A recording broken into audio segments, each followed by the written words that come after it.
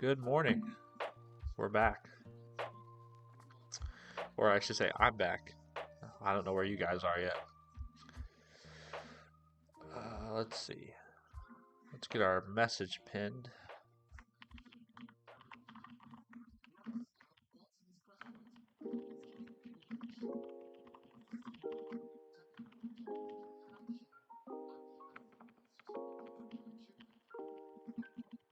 Wow. Hey, what's up, Philo Gamer Pro? You were on it, man. Jesus. Yeah. I haven't even been live a minute. Hello, Gun Highs. How are you? You too, man. You guys are on it this morning.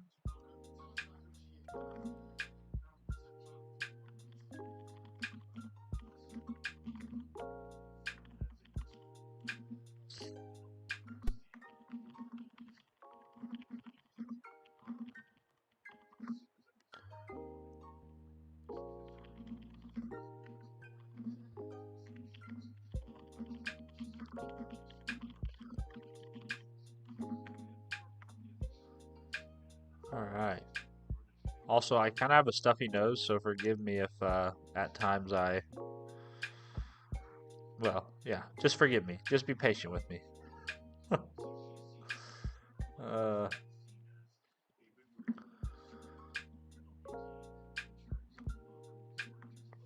Also, I haven't had any caffeine yet, so we're still warming up.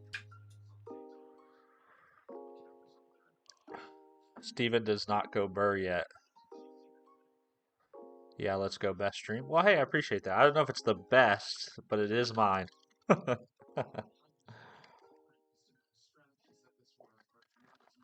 good to have you guys here.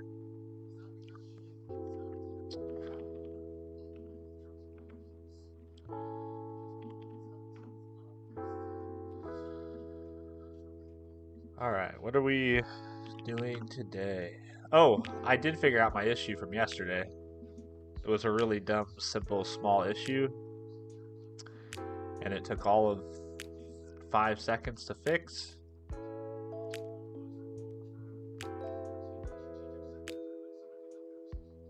This guy. Yeah, that's my plan, is to continue just working through that. We'll see how much we actually implement, but that's the plan.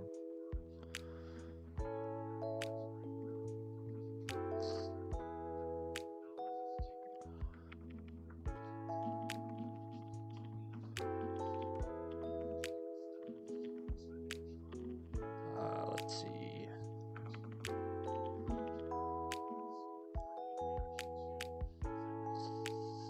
Oh, I did get it working, so it does talk to Casper now, or it does talk to Gemini now. So if I run that,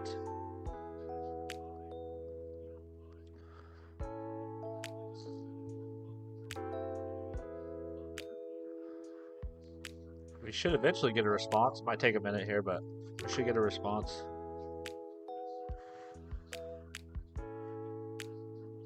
There we go. I don't even remember what my prompt is, but it's working. It's working!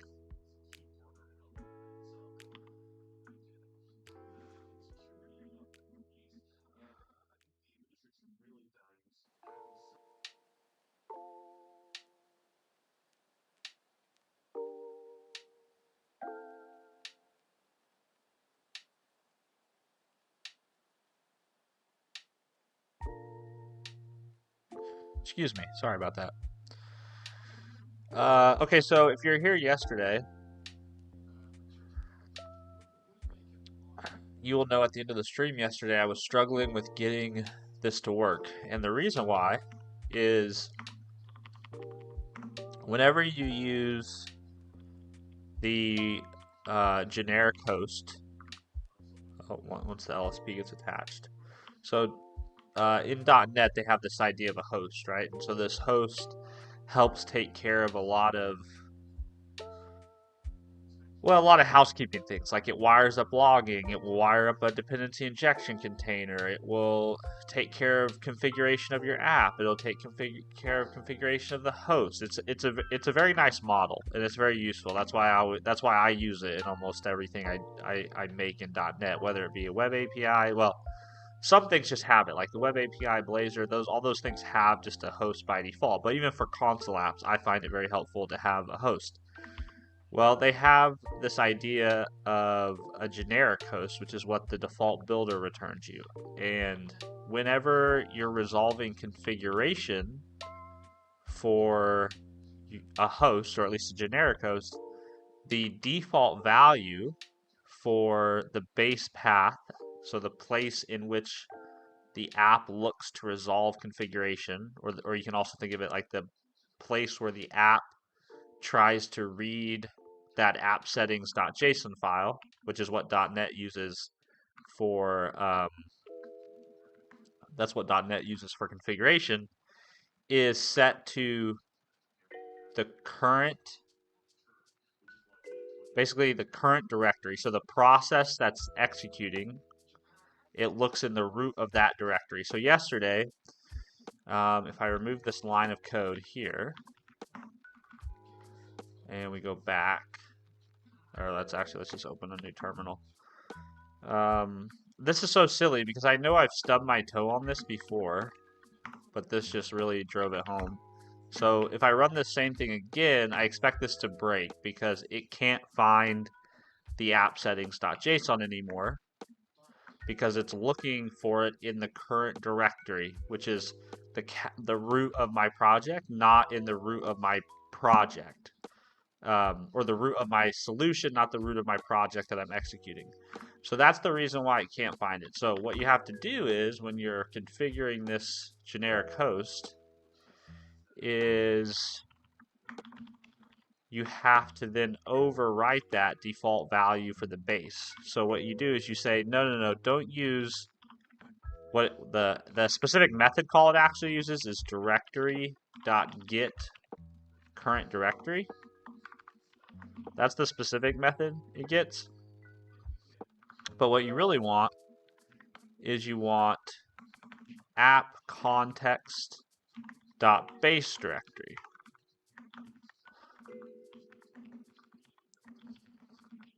And this wants me to make it static.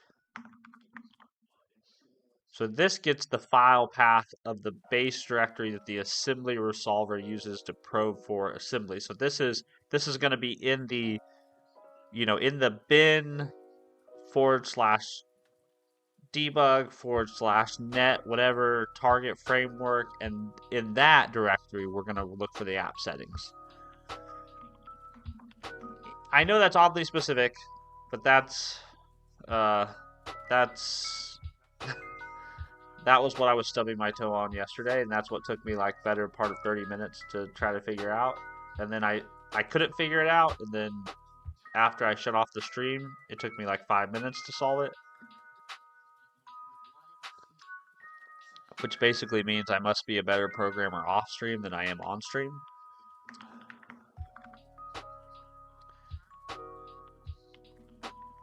So what do we want to do now? So this is really the root of the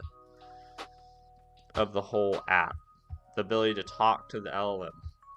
That's the first thing we needed. So now that we have that, we need to actually start to think about how we're going to wire this up to the agent framework workflow builder. I still have my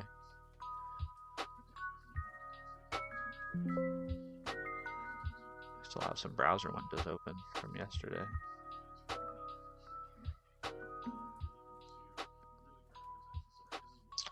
Yeah, so that's what we need to do. So let's go back to the agent. So this is, if we go back, this is what we're kind of trying to build. So this is roughly the workflow we're trying to build. And then we're going to use this agent framework to illustrate or wire up that workflow. So if we go down here to workflow samples, we want something like this sample, conditional edge.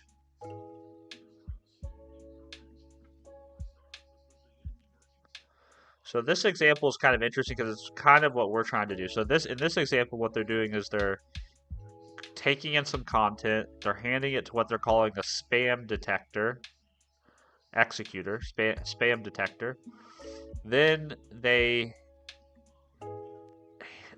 come down here and they say, okay, if the spam detector is false, which is what this method is doing, basically saying, hey, if the spam detector has a return value of false, then you go to the email assistant executor. Otherwise, the spam detector is going to go to the handle spam executor.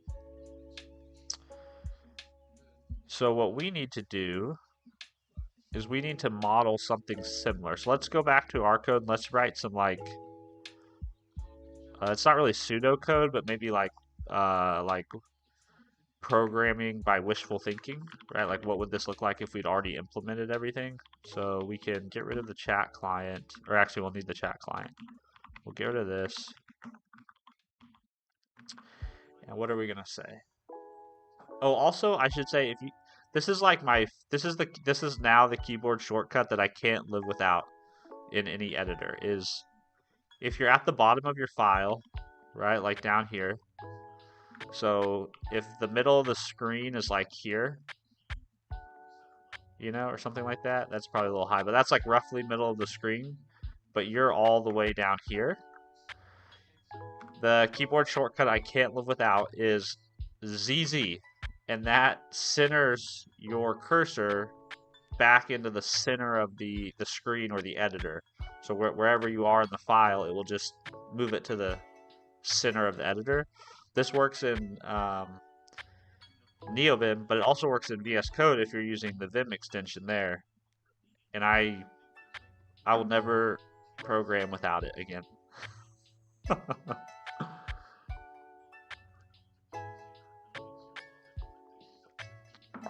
All right, first shot of espresso down. We're making progress here. We're getting caffeinated. We're getting caffeinated. Okay, so I think if I had, so if this was like wishful, if we already had all this, also Copilot, please be quiet. Shh, Copilot, shh. Disable. So we want to say var researcher equals new something executor. I think this is going to end up being an executor. So they have what they call an AI agent. What is it? It's a chat agent. AI chat. I forget what they called it. This one. They have this, which is a chat client agent. But I don't think I need I don't think I want to use this guy. I think I want to implement my own. Well, actually, I think I want to use this guy, but I don't think I need to new him up. I think I can just new him up in the executor. So Arvin would yell at me right now because I was rubbing my eye. Root monster. Does it work in cursor? Honestly, it might. Does cursor support? Sorry, does cursor support Vim motions? Because if it does, I think it's just a out of the box Vim motion.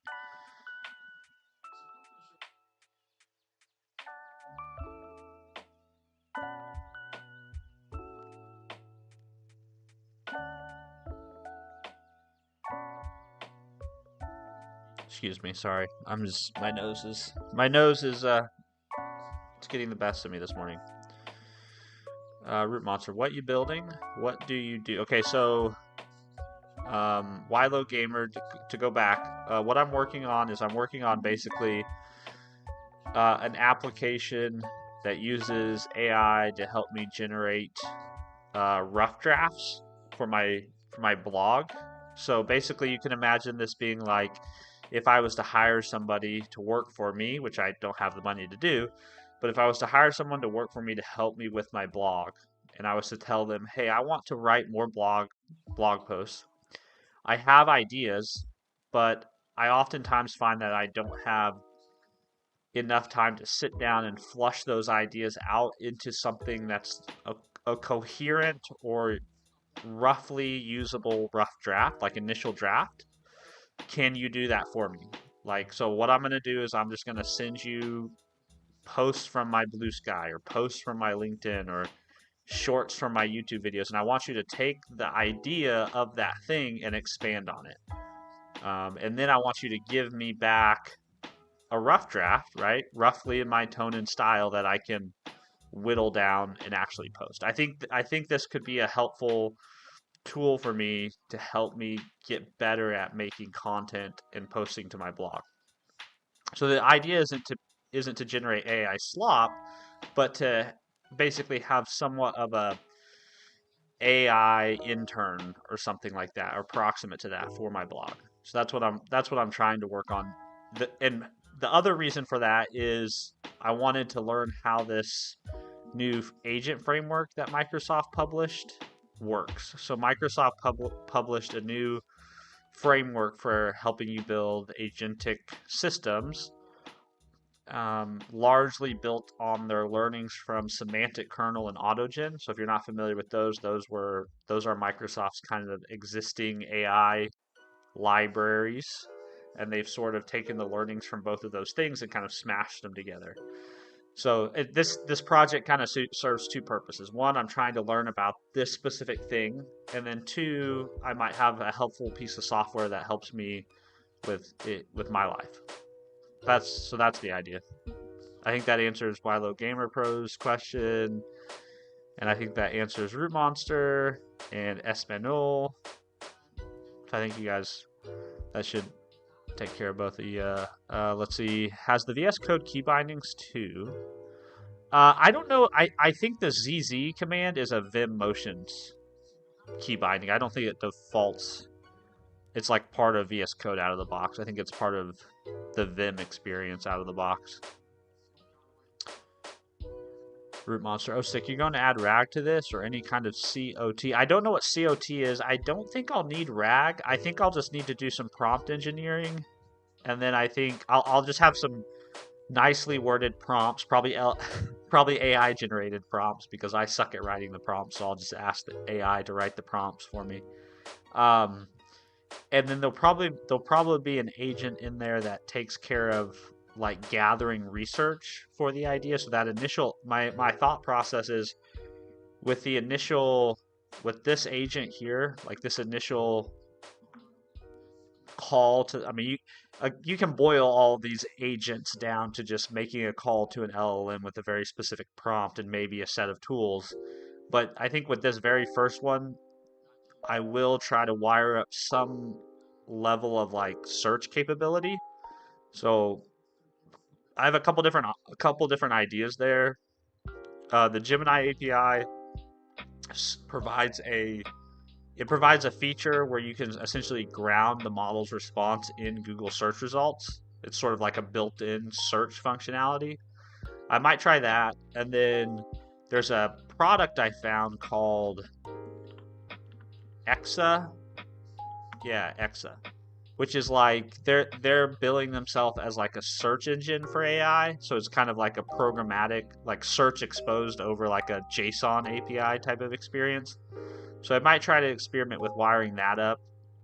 And then, of course, the last thing I could do is I could just implement my own sort of search functionality where I, fire up Playwright or something and go scrape, the top 10 search results from Google or something like that. So I have a couple ideas. I don't know exactly where I'll land on there, but that's the only piece when I'm looking at this right now where I'm thinking I'm going to need to do anything that requires retrieving external sources and dumping it into the context.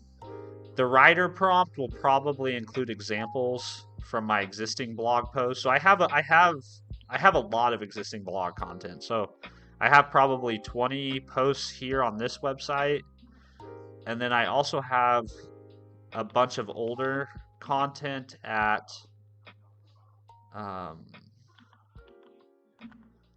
what is it? I don't even remember where I left this at. Blog.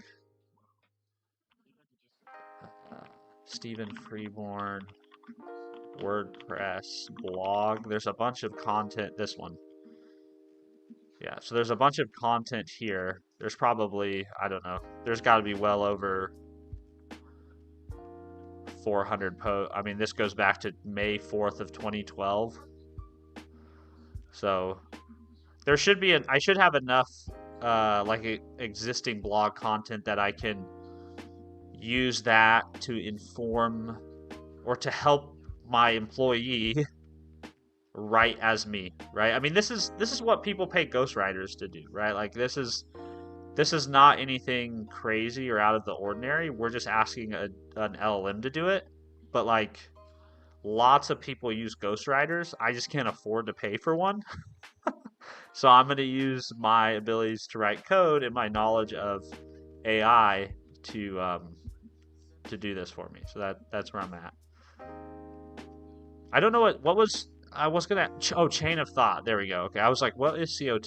Chain of thought. I don't think I'll need chain of thought, but yeah, I think it's gonna be much more like more of a decision tree than anything, right? This is gonna be very sequential.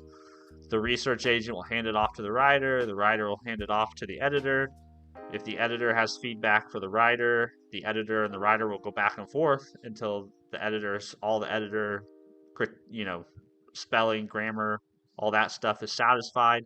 And then I do think I'm going to add in this like critic agent, which I'm basically going to sort of use like as an evaluation step that basically looks at the blog and sort of looks at some existing piece of content of mine and does some sort of semantic analysis to be like, hey, on a scale of like 1 to 5 for these several categories, does this draft align with this rubric basically?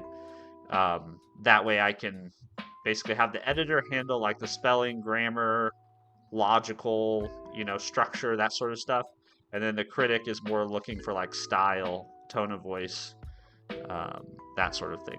So we'll see how this ends up breaking out. I have ideas. I haven't implemented anything, so we'll see how well this goes. I think the first thing to do though is to just get kind of a bare minimum, MVP of this. So maybe just the researcher and the writer. So just a two-step workflow, and then add in the conditional writer editor, and kind of go from there. Will it plan it out more like I was thinking with chain of thought? I don't think it needs to really plan. I probably will end up using Gemini 2.5, so that sort of already has a inherent thinking, like it's already kind of a reasoning model to begin with. So I think I'll be fine for. I don't think I need to like explicitly implement that. I think I can just rely on what 2.5 Pro's nature already is. I might need to use different models. Like I probably could get away with Flash for the researcher, and then use Pro for the writer and the editor and the critic. Let's see. Could set up MCP for search. I've been integrating local models lately, like SLM self-hosted. Oh, very cool. Yeah, that sounds awesome. I've tried to do, like, I have Olama set up on my machine, but I don't have any real dedicated hardware for local models. So, like, I can run them, like I can, at least the smaller ones. I have 64 gigabytes of RAM on this machine, so I can run some of the smaller models and load them up into memory. But the inference is just, it's not usable. You know what I mean? Like from a real world perspective, when you have to wait 45 seconds or a minute for a short inference, it just, yeah. I need better hardware locally.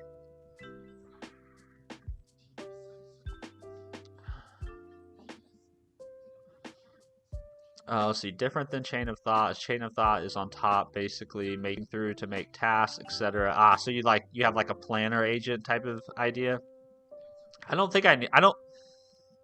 I don't think I need that approach, because essentially it's just going to be, hey, researcher, go collect me 5 articles, 5 facts, or whatever instructions I give it. Go collect that data.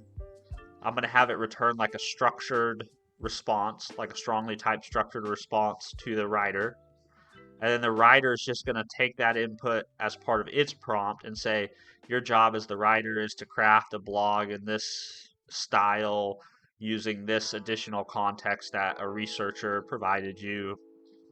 So there's not really, I as the, I'm not, this is much more of a workflow, and it's less of a like a having this like single omnipotent planner or chat top level agent that like reasons and needs to orchestrate this and figure out, oh, first I need to research, then I need to write, then I need to edit. Like, I as the programmer, I as the person building this have sort of already decided how this should flow. So I don't think there's a lot of value in having something generate a plan, at least at this point. Maybe I find out this is complete shit and it doesn't work, and then I'm going to be looking for Root Monster to show up in my chat again and help me figure out how to put a chain of thought in there.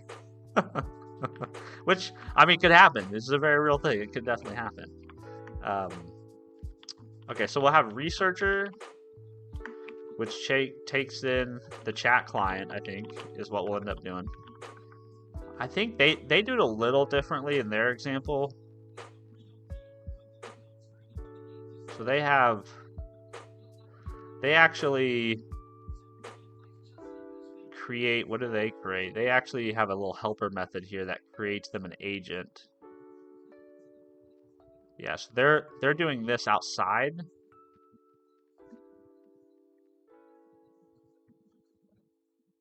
And I think I'm just going to do this in the executor itself,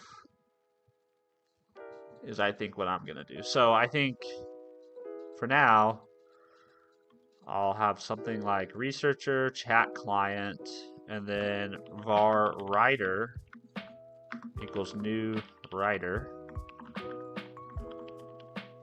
Which I guess technically this would be like writer executor, like this is what it would technically be, or something like that, but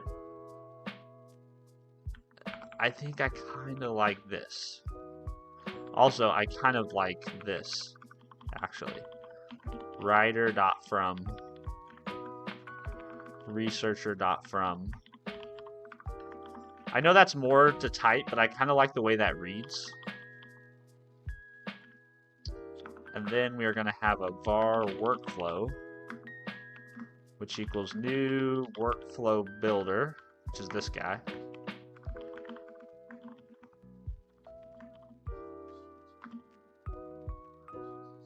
Don't I have that using? There we go. And then we're going to say add edge.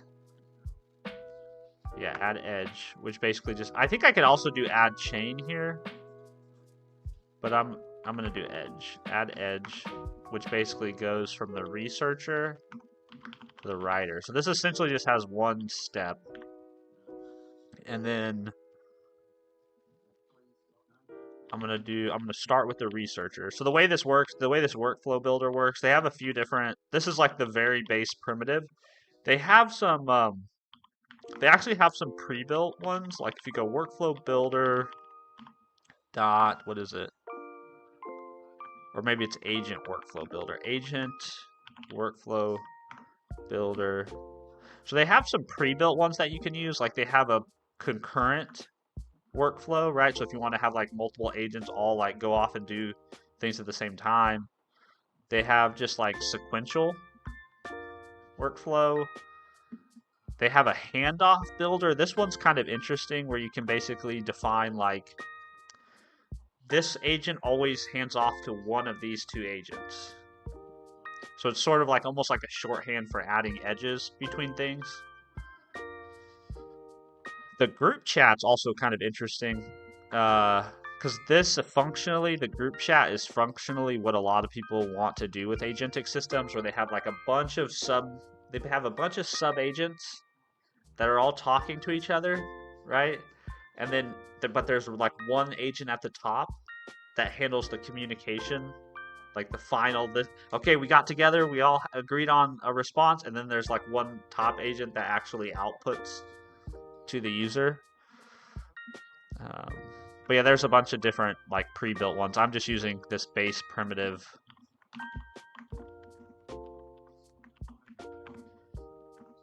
And then we'll have with output from writer for now. And then we just need to build it. I wonder why they have I wonder why they have an asynchronous implementation of this. Like, why would you need to build it asynchronously?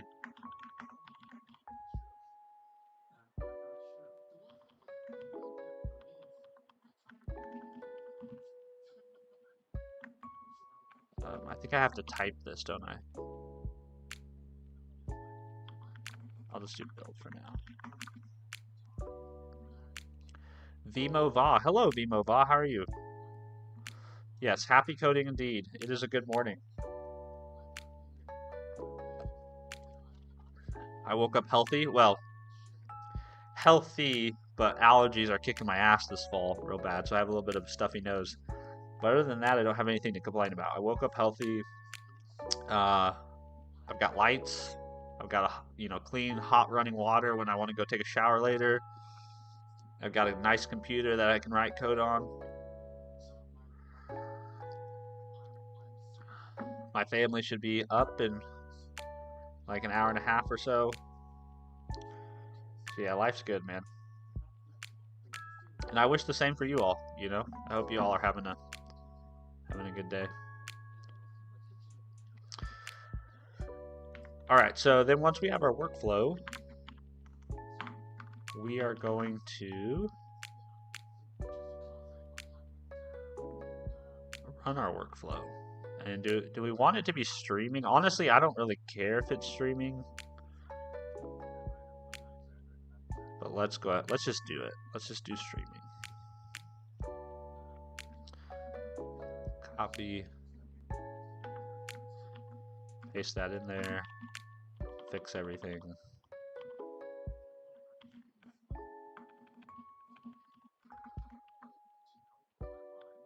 Let's see, chat. No, I don't want that.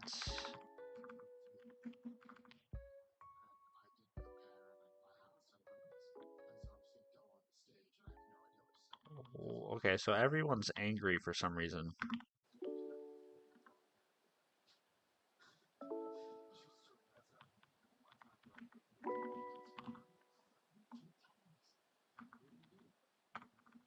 So this defines what our workflow takes in as an input, in which case I think it's just going to be a chat message.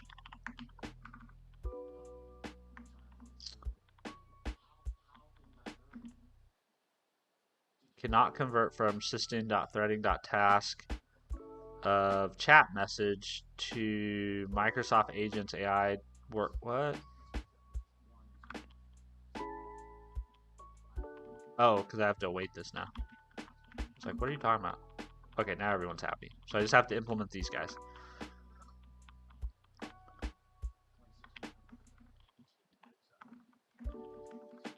And I do not need configure await default here. If this was in some library code, I might need it, but I don't need it for this code.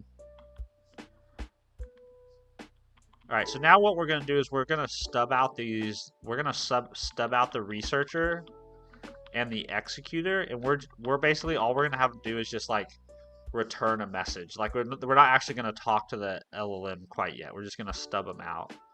So let's go here and let's make some new directories. So let's say research, and let's say, or let's name them writer, and let's name this one researcher, like that. Because we're going to have some different things in there. We're going to have the executor implementation. We're also going to have some custom events that those guys can emit so that we can monitor what's going on in the workflow. So I kind of want to put that all in one namespace. Ali, best job. Well, thanks, Ali. I try to do a reasonably good job at creating a reasonably good and interesting stream. I don't know how often I actually accomplish that, but I try my best. Can do American Sign Language. Show me try. I cannot do American Sign Language, Ali, unfortunately. Um, that's actually that you saying that brings up an experience I had 2 years ago. See, I have two sons. I'm a 32-year-old dad of two. For those who are not regulars here, and like, man, how long ago? He's almost 9 now, or he is 9 now. So this would have been 3 years ago.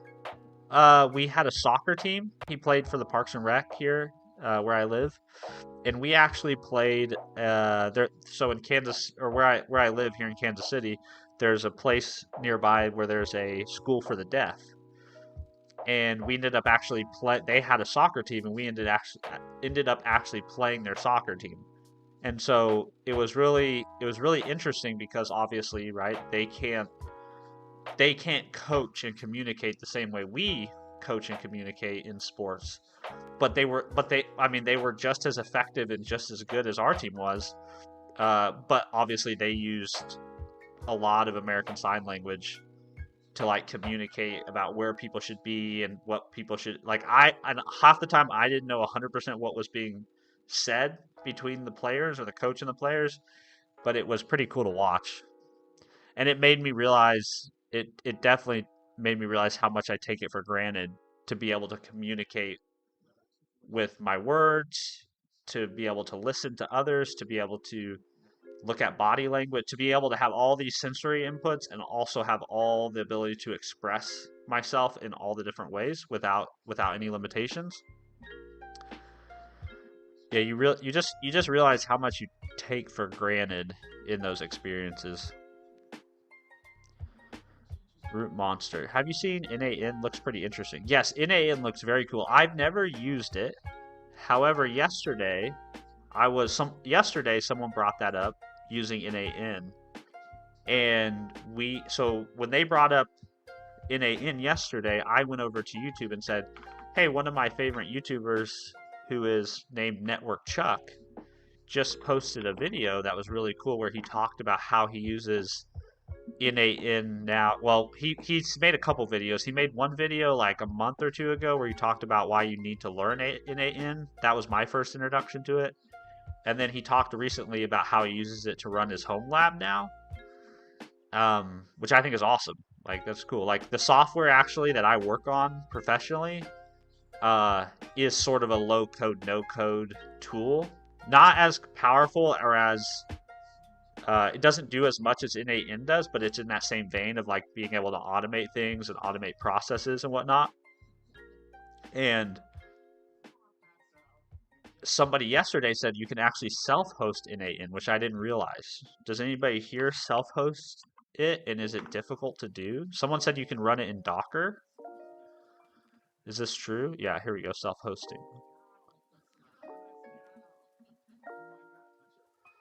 So maybe during one morning we set this up locally. But I think this would be a cool thing to have in my back pocket. I still very much enjoy writing code and implementing things in code, so I probably wouldn't be all in on the on the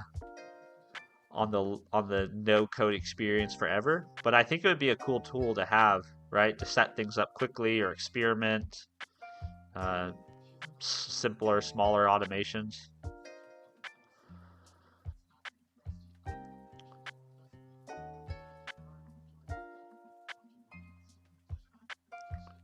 Oh, you watch Network Chuck? Yeah, very cool. Yeah, he's great. I love his stuff. There was somebody yesterday that was like, "I hate Network Chuck," and I was like, "Oh, okay." We're all entitled to our own opinion. Sean, I listened to a band called Malevolent Creation. Well, nice. I've never heard of that band, Sean, but good to see you, Sean. Aether, I want to be hacker, dude.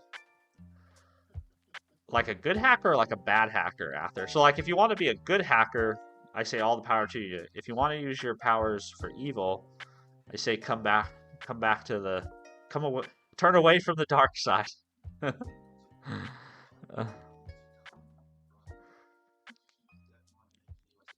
Let's Let's see. Yeah, you can just self-host via Docker, I think. Okay, very cool. Love Docker Compose, to be honest. So good. Docker Compose is very good. Yeah, Docker Compose. That's actually most of the things that I have self-hosted right now. I use Docker Compose. I also use Portainer. So I a lot of times I'll use Docker Compose as part of the deployment to run the thing, and then I'll use Portainer to sort of manage the container after the fact, which is pretty cool. Oh, Bobby Knuckles. This is the YouTube community at its finest here in Bobby.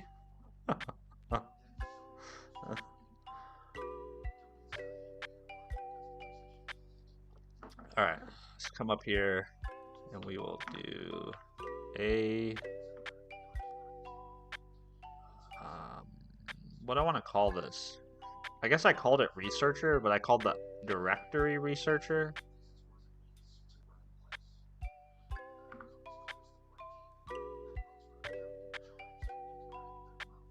I don't know. I get so hung up on naming. So stupid.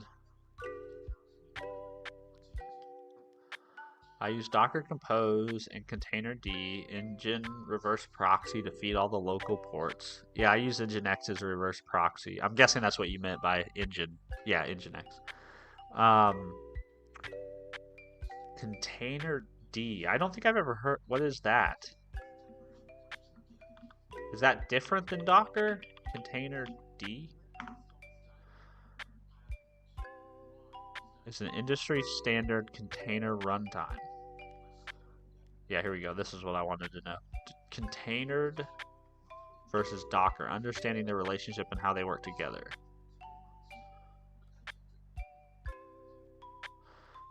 Let's see. Containerd is a runtime built to run containers. This is an open source tool built on top of operating systems. In March of 2017, Docker pulled its core container runtime into a standalone project. Oh, so this is the Docker runtime and they've donated it? That's pretty... So this was originally like... Is this correct?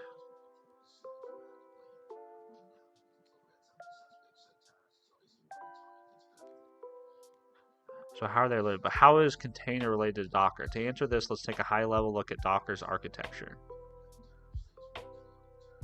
Oh, so Docker sits on top of that. So you don't use Docker at all. You just use the runtime, huh?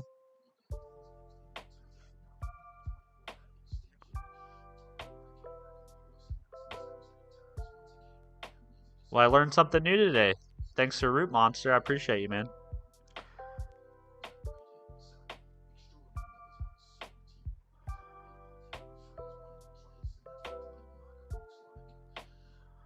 It's crazy. All the different layers to the stack nowadays. I don't know how anybody learns stuff. You know what I mean? Just think of like, I kind of get jealous. I kind of get jealous of people who have been programming for 30 years, right? At this point, because like I guarantee it was difficult. Like 30 years ago, 40 years ago, like I guarantee that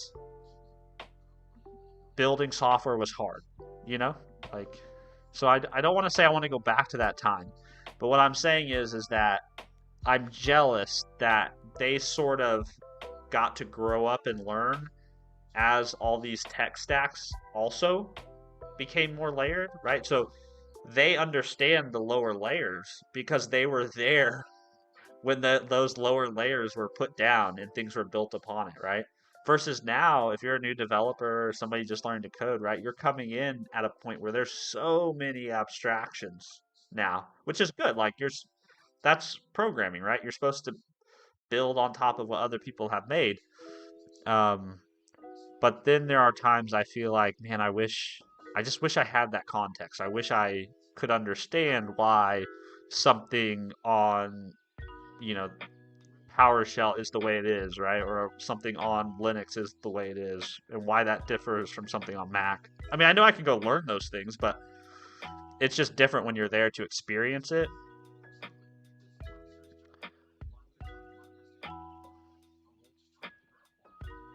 Yeah, they kind of had a head start in terms of languages. Yeah, head start in terms of languages, and just like the networking stack, right? Like if you were a programmer before 1990, you like you were there for like all of it, right? TCP, IP over the internet, like you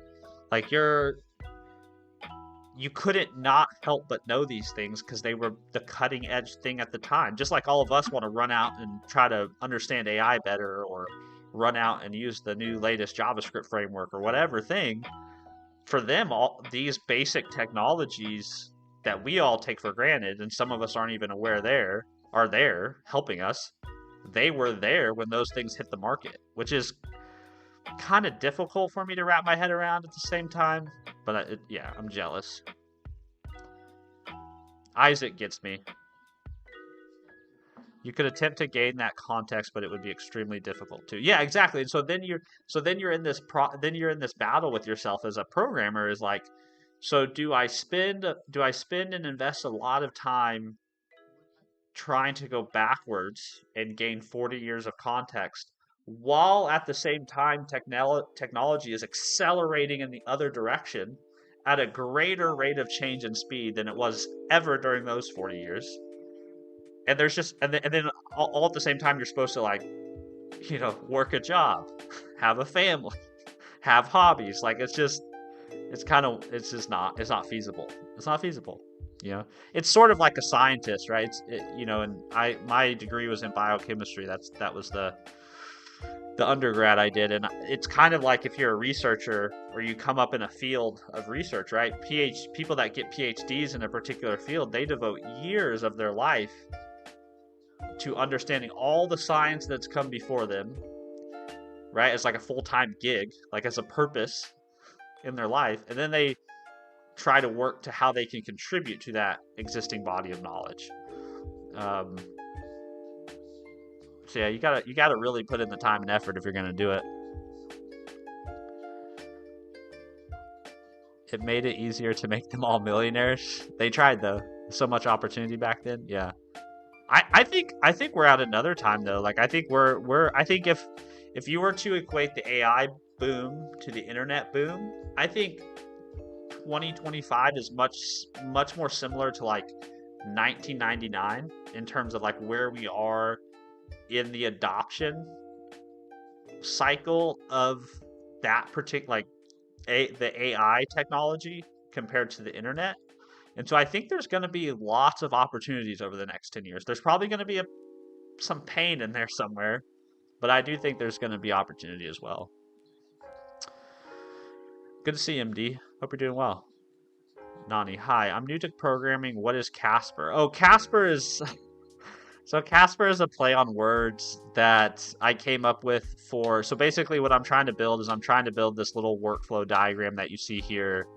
Very simplistic, kind of agentic frame, system. Hey Jar, thanks for the subscription, man. I appreciate you. But basically, it's a very simplistic kind of way to structure an app using AI to help me generate content for my blog. I'm not going for AI slop. I don't want anybody running out there and be like, all Steven's blog posts are AI slop. But basically, just since I don't have the money to hire somebody for 20 or $50 an hour to help me develop blog content, can I build a system to do this, right? Can I use my powers? Can I use my skills as a programmer and developer, my knowledge of AI, or how to do engineering with AI, to replace the lack of that money, right? The lack of the ability to hire somebody. And so the Casper name is a play on words for a ghostwriter. So like, this is kind of like a ghostwriter, right? This is what people do who are super busy, and they want to write a book, but they're not a writer, so they hire somebody who's a writer, and that writer and the person sit down and they talk and they exchange conversation and they kind of let ideas flow. Then the writer goes off and actually produces like good, structured, well thought out prose, right? That the author then like reviews and makes sure that they like what was written and they agree with what it was said. So that's why obviously Casper the ghost, right? Yeah. So that's where it comes from.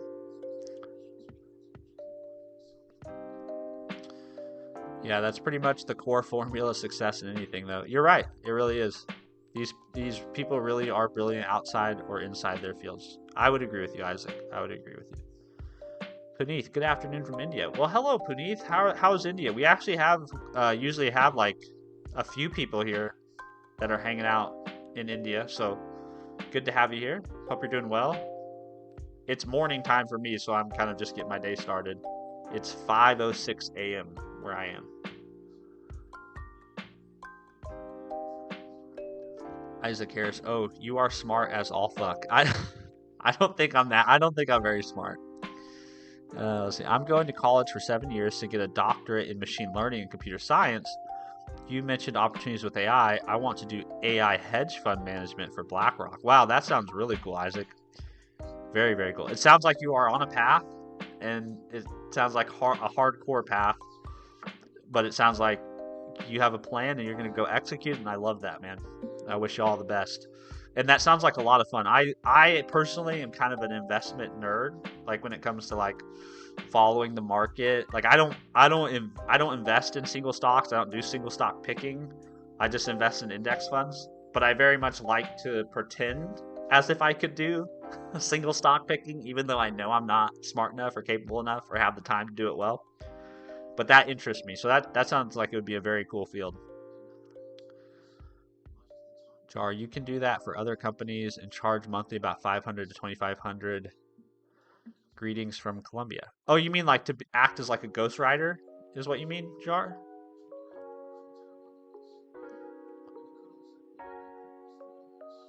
It is a very hardcore path, but the reward is insane. Yeah, I would imagine somebody who has a PhD in machine learning on their resume in today's world is they can have their pick of jobs, if I had to guess at this point. Let's see, what's this guy say? This is one of another YouTube's finest. Ooh, I love any kind. Yeah, invest. Yeah, it's really fun to like that whole like hive brain of the stock market is really interesting to follow on a daily basis. Actually, one of my favorite podcasts right now it's also a really great YouTube channel too, but it's it's right here. Yeah, Prof G Markets. I don't know if you guys are familiar with Scott Galloway, so I know some people don't care for him, but this has become one of my favorite. It's pretty much like financial focused content, right? They talk about the current state of the market. They have different talking heads on to share their opinions. It's good. I really like their takes on a lot of things.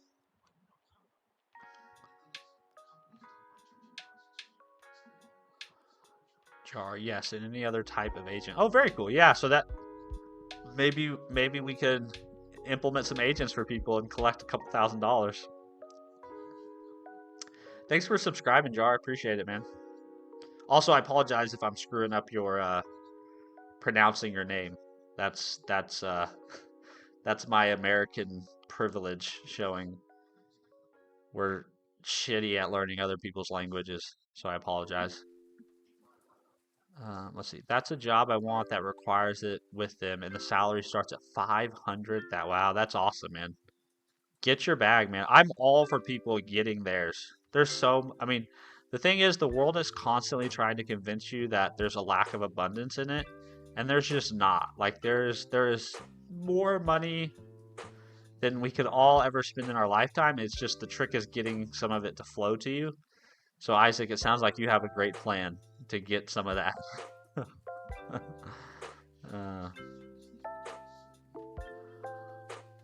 uh, pay off the debt. I love that. And then you'll be fine. Yeah, I love that, man. Root Monster, 2K per MCP server. Takes about 5 minutes to make each one with AI. Yeah.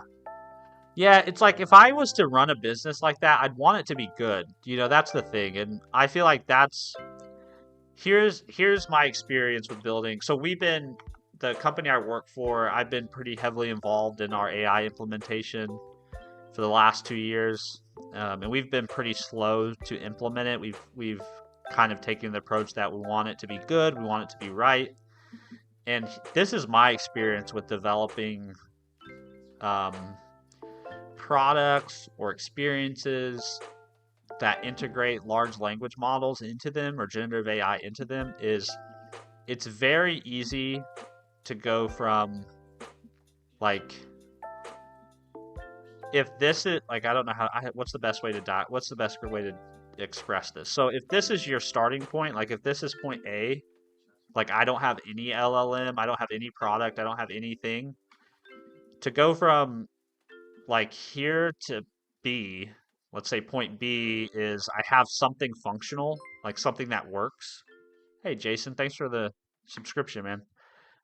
To go from Thanks Nomadic Boss, I appreciate you subbing.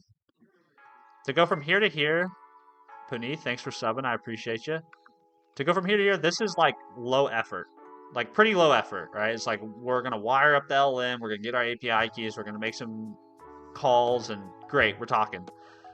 Now, to get something that's reliable, accurate, consistent, dependable, that distance is like orders of magnitude more difficult, right? So like if you're going to build agents for someone, what they want is this, right? This is what they want. They want C.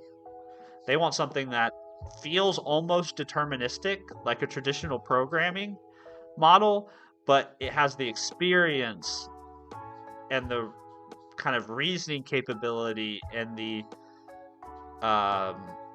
human-like intelligence of talking to a person, right? And this B to C is difficult because this gets into, you're going to have some sort of evaluation framework, you're going to have some way to tweak your prompts, you're going to have some way to monitor for regression. I feel like the vast majority of people who are building stuff right now are here. Like, you know, like you said, like you can build an MCP with AI in 5 minutes and charge $2,000. I think most people are delivering B to clients and customers. Like they're delivering B. But really what customers want is C. And this is a whole nother ballpark, a whole nother game, you know? That's my experience, at least, at this point. I know, I'm lovely at drawing boxes on the screen.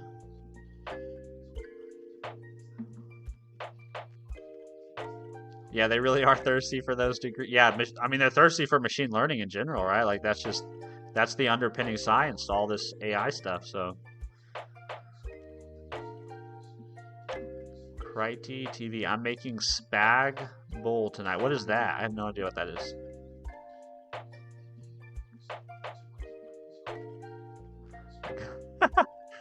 You better have brought enough for the whole chat. Yeah, I honestly used to hate that in school.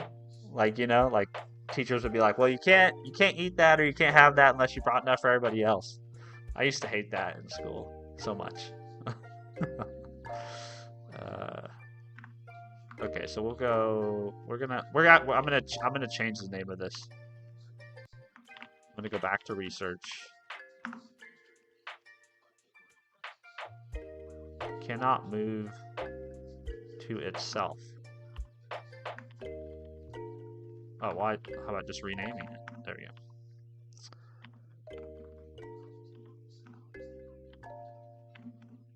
And this is going to be researcher.cs and writer.cs. I do realize that I haven't written any code for like the last 30 minutes, but sometimes it's more fun just to talk to you guys. Oh, spaghetti bolognese, that does sound good. Same, because I was poor.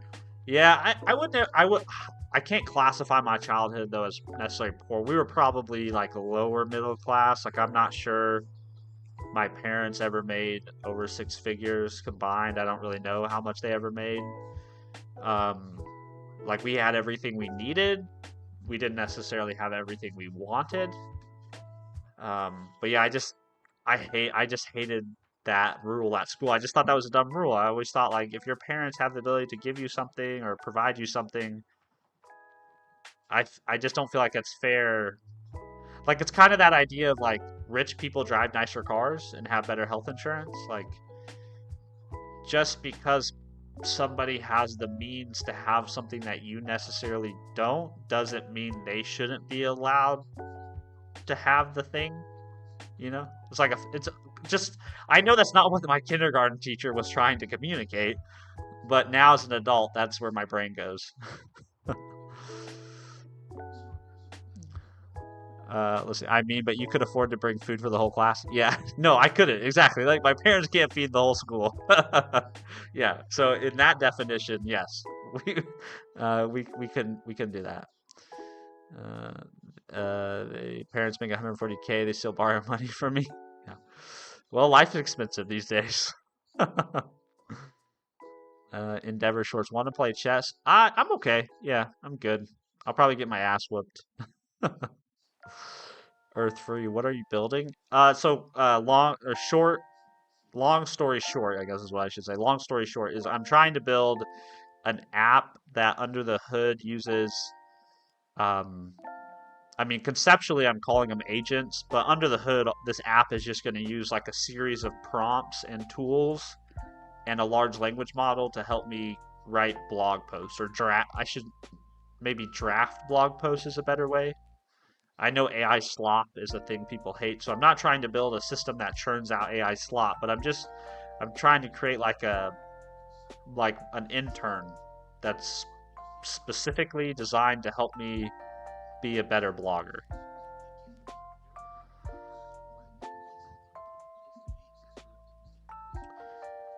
Yeah, it's like also believe taxes should be flat, not raised or decreased with income, which is really controversial. A flat tax would be cool.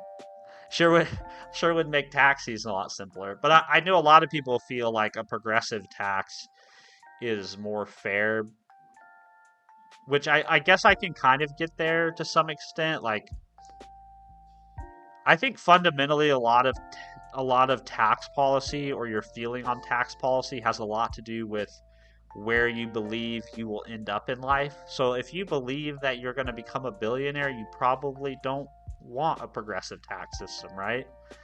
However, if you're somebody who's pretty confident they're going to be a nurse their whole life and not make, you know, $250,000 a year. I mean, some nurses make a lot of money, so that's probably a bad example. But let's say you're going to be I don't know, a paramedic. Like that's your chosen career, a paramedic. Like you know that I'm not going to achieve a billionaire's wealth as a paramedic, but my contribution to society is equally as good or equally as positive. Then you probably have a more favorable view of a progressive tax system, right? Because you're like, hey, look, I do a job that doesn't get paid a whole lot of money. You have billions of dollars. Maybe you could contribute some of that back, right? Um, I think that colors a lot of people's views about those sorts of things. Is like if you believe that you're gonna one day be one of them, you probably don't want policies that could penalize those people. But then if you don't necessarily believe that, then you're probably totally fine with policies that negatively impact, not necessarily negatively impact, but are less favorable to those people.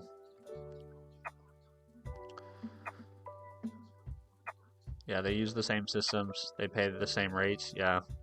Yeah, it's difficult. That's a whole rabbit hole. Endeavor Shorts. I have a big brain fart idea. I've never heard anybody describe an idea that way. Could you build a site where you can learn coding interactive way, like a game or something? Yeah, they've done that. Check out. Well, first I'll point you to kind of my favorite folks in the teaching code space. That is freecodecamp.org. So that's first of all, I would check if you want to build something like that. I would check out freecodecamp.org. They're not really a game-like experience, but it does have interactive, right? You learn through actually writing code on their website. And then if you're interested in kind of more of the gamification space, you should check out this website called boot.dev. So https boot.dev. That one's really cool. So Free Code Camp is more centered around teaching you like the basics of web development. So basics of web development, but they're concentrated on HTML, CSS, and JavaScript. Boot.dev teaches you basically kind of the full stack. Um, you work on a bunch of different projects, but their language choices, they teach Go and Python primarily. But the boot.dev is really cool because it kind of has like an RPG like experience to it. It's very neat. But maybe those could give you some ideas for the idea you have, or maybe those could give you some inspiration for the idea you have. I feel like a progressive tax is an excuse that sounds moral to make the taxes you're receiving less significant. But the war that founded the U.S. was over 4%. Yeah, yeah. I see both sides a lot of the times on those things. So like I can see how we should just have a flat tax, right? Simplicity seems fair. It's proportional, right? 20% is proportional to my income. 20% should be proportional to your income. But then I also empathize with people who are like, do you really need $1 billion? You know, I also empathize with that side too. So it's difficult. It's hard to. I guess I should say like, I don't want to be a senator or a representative or president. I don't want to do those jobs. So, um, does learning Python give a good salary? So primarily I get paid to write TypeScript is the primary language that I get paid to code in most of the time.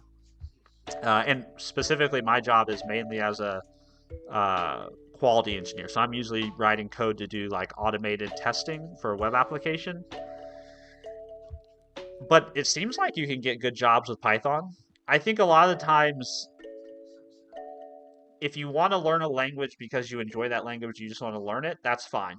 If you're trying to learn something in order to achieve a job or like to get a job, my advice is to reverse engineer the tech stacks of the companies that you want to work for or that you might apply to, right? So I find that when I look at job postings in different geographies, I see kind of like concentrated tech stacks in those geographies. Now, granted, if you're going to try to work remote, like, you know, pick the companies you want to work for and learn their stuff. But if you're like, for me, I live near Kansas City. Kansas City's pretty heavy Java, pretty heavy .NET. And so if you were wanting to get a job at a particular set of companies here, I would try to go to that company's job postings and figure out what tech stack they're looking for. And I would try to get good at those tech stacks so that hopefully I'm like more employable or more appealing to those employers that are in my general vicinity. That would be my approach. If that's the reason you're wanting to learn how to code is because you want to get a good paying job, that would be the approach I would take. Like if you were my son and you were asking me that would be my advice.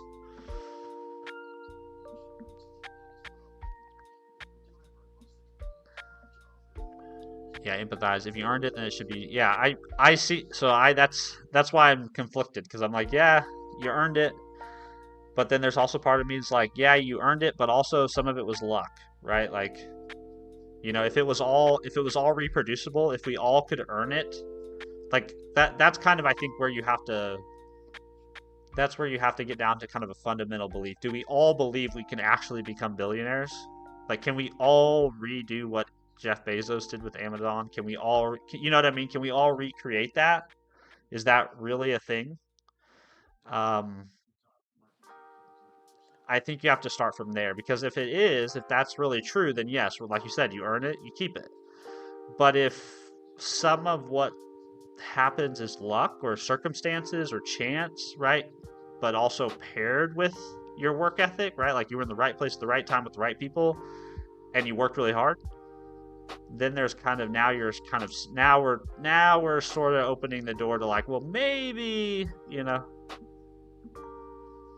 123Z, thank you. Of course, yeah. I don't know how helpful that advice is. Like, it's easy to say. It's much more difficult to execute.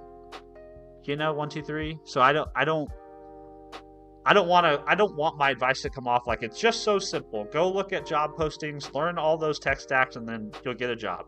Because I know it's not that simple, but strategically, that's how I would take. That's the approach I would take. So you would suppose a middle ground solution, maybe it could depend on industry instead of class. Yeah, maybe. I mean, subtleties are hard. Like, subtleties are probably what you need in policies, right? Like, policy should have subtleties to it. It should recognize that, like, not all human circumstance and situation are the same. But then again, subtle policies are very hard to implement and are hard to audit and are hard to enforce. Which is then why a flat tax is so appealing, right? Because it's just give me your 20%, man. We don't need to know what your job is or what industry you work in. You know what I mean? Like, so I'm just glad I don't. All I do is I vote. People come up with ideas and then I vote on them. So I don't want the job of having to come up with the policies or enforce them. Shoha, question: what are you doing? I mean, like you are a computer engineer or something? Curious. So my day job, my title. So you can actually connect with me on LinkedIn if you want. I'm kind of an open book when it comes to these kinds of things. My LinkedIn, you can just go to linkedin.stephenfreeborn.com if you want to connect with me there. You want to creep on don't don't don't lie. You know, we all do it. We all search each other's names and we all creep on each other's online presences. It's fine. It's what you do nowadays. Um, but my day job is as a quality engineer for a company that makes a no-code piece of software. That's basically a web application, a SaaS product. And my job is primarily focused on manual and automated testing for that piece of software. And then in my spare time, in my free time, I like to make content around web development, programming, and coding just in general. So yeah, that's what I'm doing. And so on my streams, I usually fire up the stream and I'll usually have some code and maybe a project that I'm working on or some technology that I'm trying to learn. In this case, I'm trying to do both. And then I run my mouth a lot because I talk with you guys.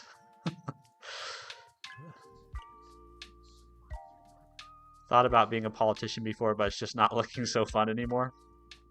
It's a difficult job. I feel like the number one requirement for being a politician should be you don't want to be a politician.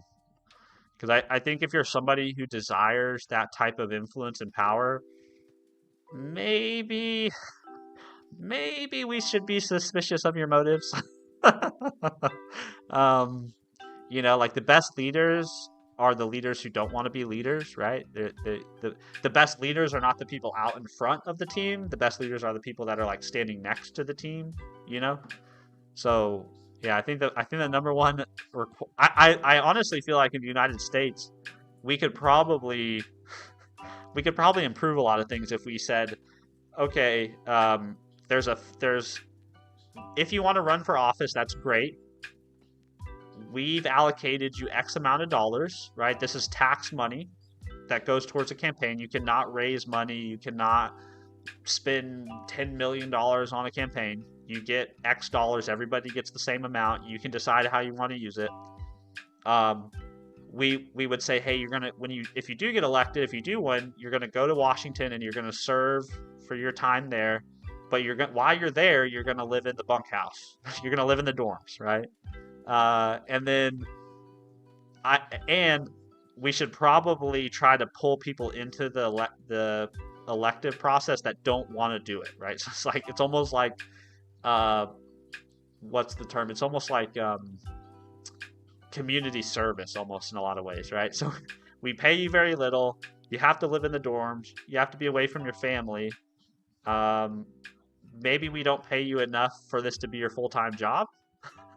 And you can't raise money from external people, particularly from corporations or individuals or very high net worth individuals. I feel like that would probably speed things along pretty quickly.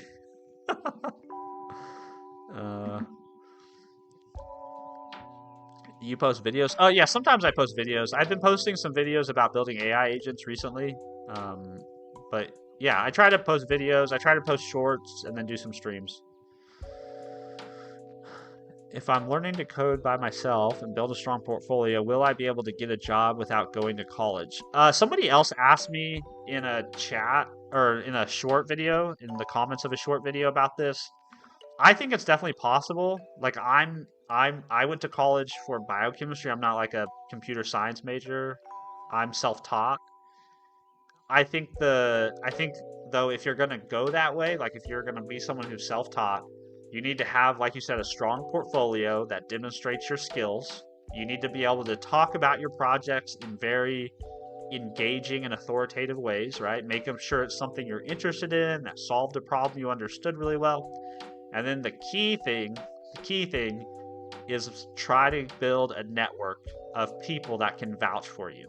Right? This is important regardless of if you have a degree or not, but particularly if you don't have a degree, it's very, very helpful if you have someone that can co-sign for you, right? So whether it be another engineer on the team or a manager or maybe even a person that works in a completely different department but is willing to be like, hey, this person is like a really good person, they're on top of their game, and I know that I've seen their work, it's good work.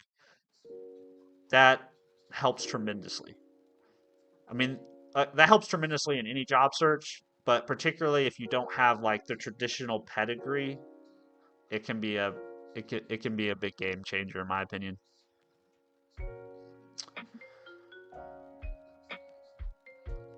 Can I know what OS do you use if you don't mind? I use Windows, yeah. So what Isaac said, because Windows is fire. Yeah, Windows. I get knocked on a lot because people are like, "Why are you using NeoVim in PowerShell in Windows Terminal?" And then I just say, "Well, because I can and I like it." Fuck off. Go back to your Linux machine. Sounding an awful like a certain Russian guy. Oh no. I left my college this year with your whole dorm things. Oh yeah, it's like my idea very quickly went to communist Russia.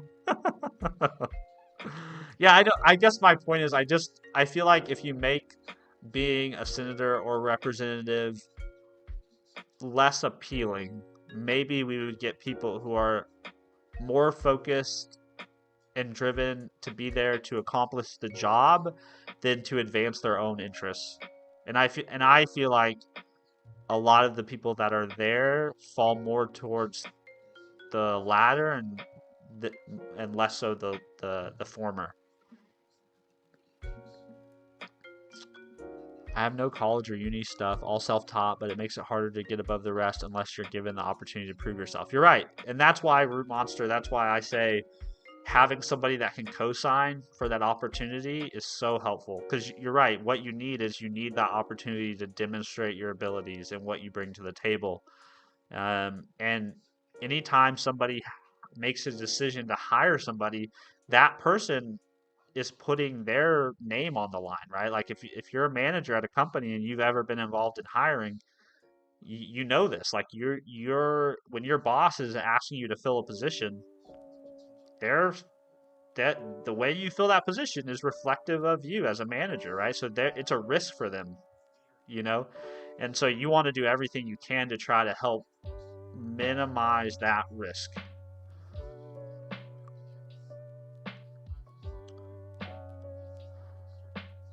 Yeah, 5:30 a.m. It's 5:30 a.m. for me too, so we must be in the same time zone. Yeah. Food would be good.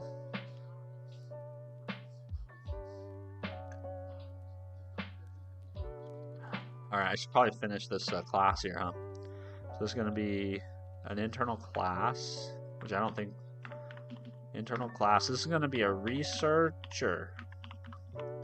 But the researcher needs to implement a very specific interface. I think it's called like reflecting. Yeah, reflecting executor, and then it takes itself as the parameter. This.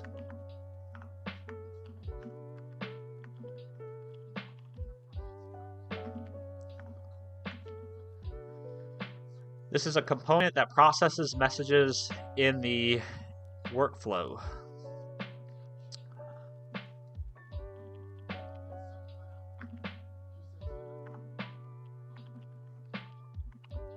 Yep, okay. Cool deal. And then I guess we could use a primary constructor, couldn't we?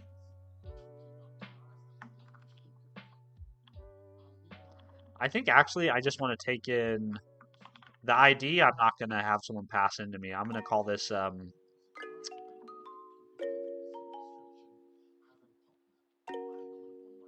I going to call this? It needs to take in an iChat client too.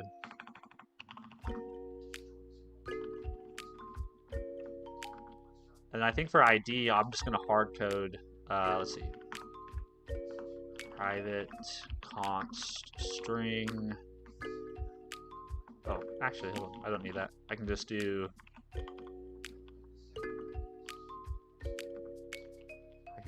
name of researcher.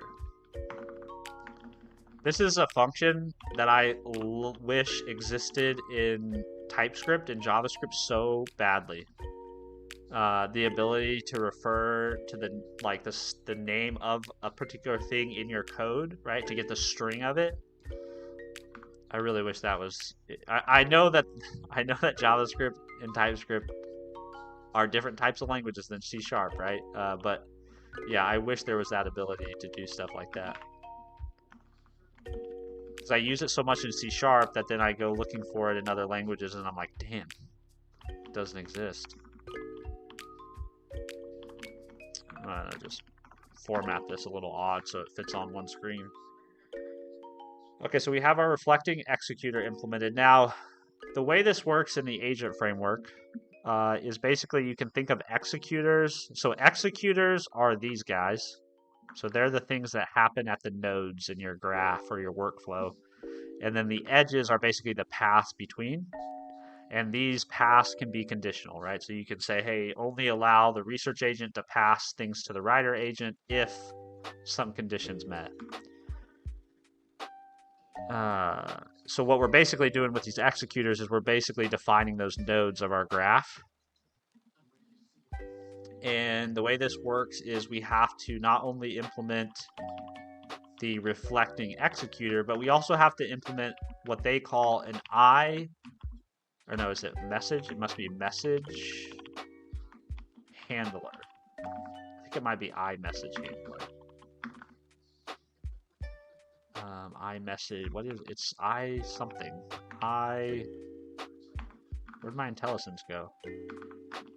Oh, it's because I need to put this. iMessage handler. I thought that's what it was called. So the iMessage handler takes a generic type argument. This generic type argument basically defines what you expect this executor to receive and then what you expect it to return. So it can take input and output, right? So you can call this, T input, right, is what you'd probably refer to these types as, and then T output. So in this case, we want the researcher to respond to a chat message.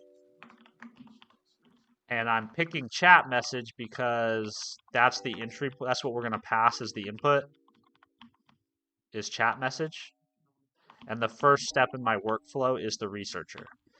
So in the researcher now, I have to implement this.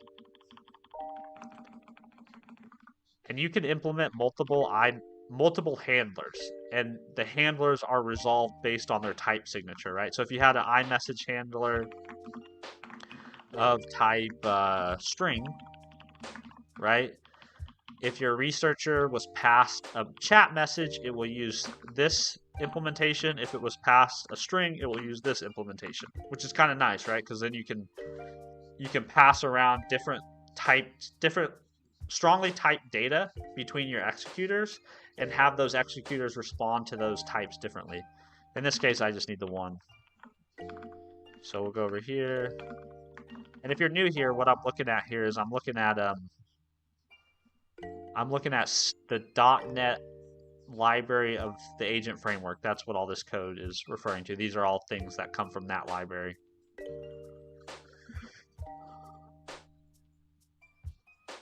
Shoya, Stephen Isaac, did you know the real world map is different? Uh-oh. Yeah, do we have a flat earther here?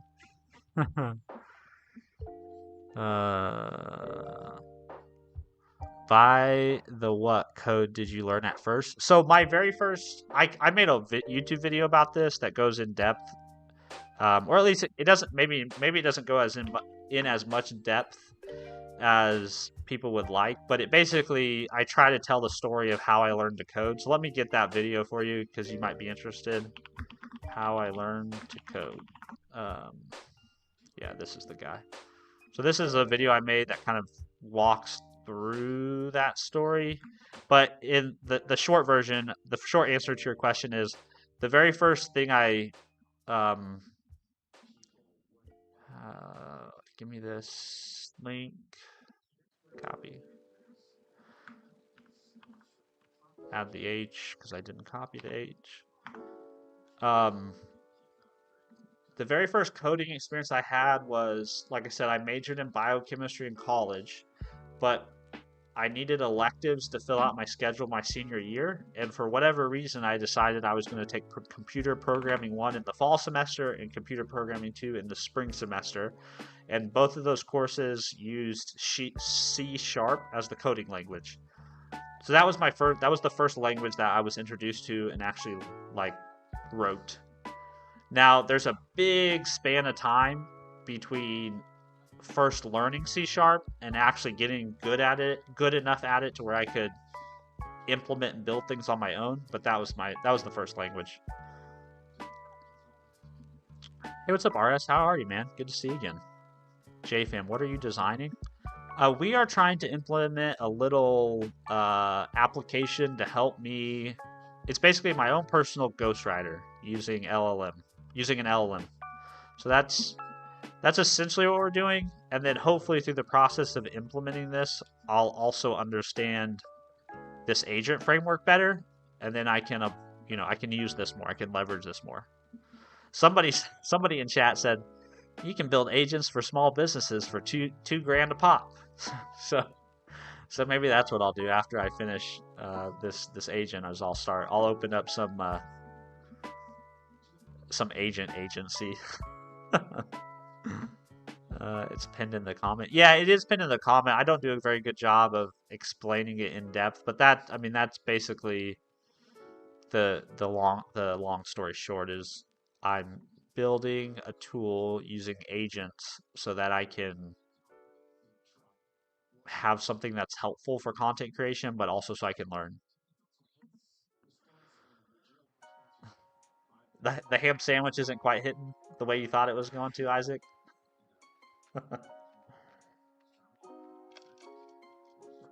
All right, I realize it's 5:45. I'm gonna run upstairs, but shit, it's on sale. Yeah. Sometimes you gotta do what you gotta do. You gotta make money stretch. I'm actually going to run upstairs and get another, I guess, 1 or 2 shots of espresso. So I'm gonna split this up. This is my very cheap be right back screen. I should probably get a proper one to put on the screen whenever these things happen. How do I do this again? Alt Shift. There we go.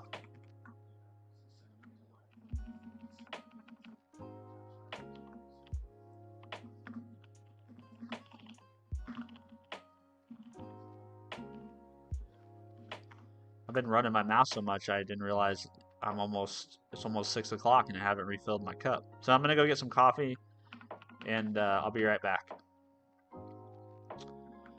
If you guys need to go, I totally get it.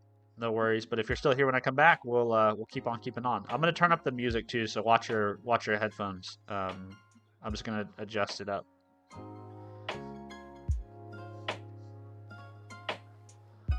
And then I'm gonna mute myself. And if I don't remember when I come back, please remind me to unmute myself because there have been times where embarrassingly enough, I've streamed for like 2 hours in a room by myself, completely on mute. So, yeah. All right, I'll be right back.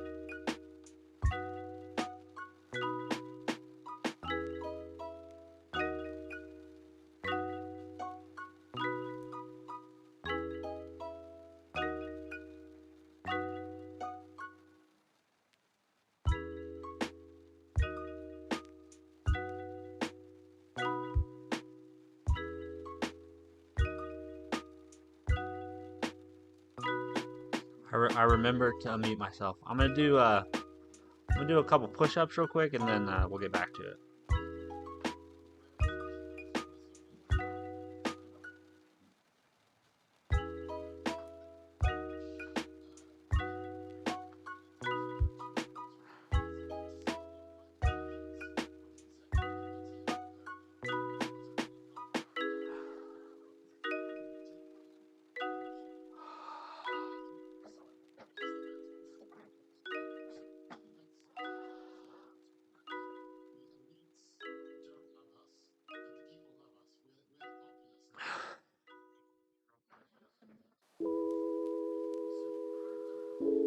Oh, shit. All right.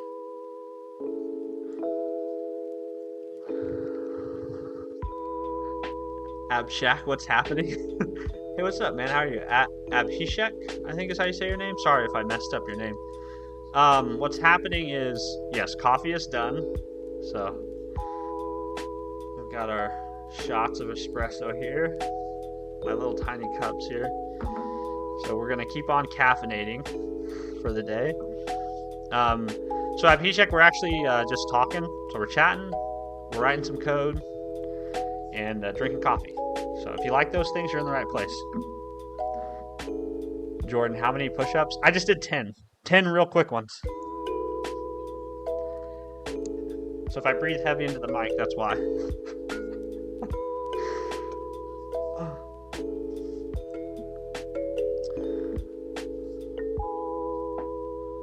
Let me scroll back up here. Coffee is essential. It is essential, man. It is essential.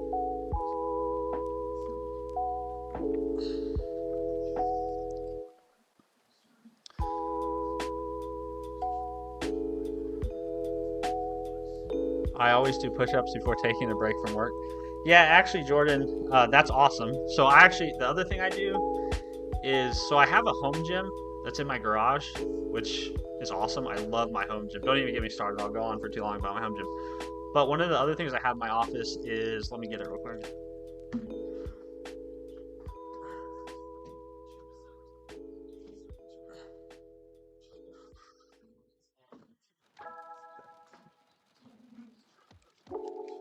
So push-ups are great, but I also like to be able to do pull-ups. And I have a squat rack in my home gym that has a pull-up bar, but I don't want to have to leave my office if I want to take a quick break, like get up from the chair. So I have this doorway pull-up bar, which it's like a very inexpensive. It's a Gold's Gym branded doorway pull-up bar, and I have this door right behind my desk, and I will put that up kind of at the start of the workday, and then my goal is like, okay, I'll try to get like 20 or 30 pull-ups in just randomly throughout the day.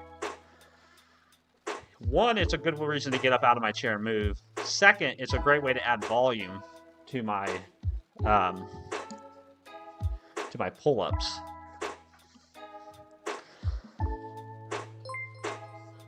Hey, thanks for subscribing, man. I appreciate you. Jonas. Hello, Jonas. How are you? Super cool. Yeah, I mean, I I realized as I was showing that on camera, I was like, this isn't that cool. It's just a pull-up bar. But yeah, I feel like if you work from home, you should really take advantage of the fact that you're not really confined. Like, I'm not opposed to doing push-ups in the middle of the office, right? But I know other people probably would be, especially if you're in like traditional office clothes. But I feel like if you work from home, you should really take advantage of the fact that you can get a lot of movement in throughout your day, and you don't have to just be seated in a chair. I refer to them as like movement snacks or exercise snacks, where like try to sprinkle a lot of movement throughout your day. You know, whether that be walking, push-ups, squats, pull-ups, however you know, yoga, stretching, whatever it is, but the more movement you can sprinkle throughout your wake hours, I think the better off you're going to be long term.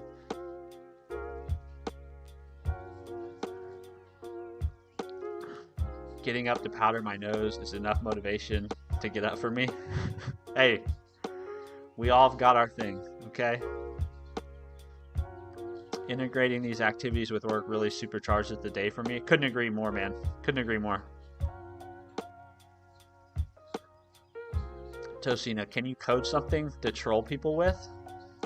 Well, I don't know if I'd want to, like, I guess maybe I could troll people in a good way. Like a little YouTube chat bot that just sends people nice messages. I could do that. I used to have a tool called Nightbot hooked up. It's still hooked up, but for some reason it doesn't, like, it says it's here. See, it says it's online. So this is kind of like a moderator tool. Like, it will block people who are spamming stuff, or it'll block people for using certain words. It'll also allow you to do certain commands. But for whatever reason, it doesn't, like, if I type something in the chat now, it doesn't actually respond anymore. I have no idea why. So if somebody knows people at Nightbot, I've tried posting in their Discord to get help. Nobody will respond.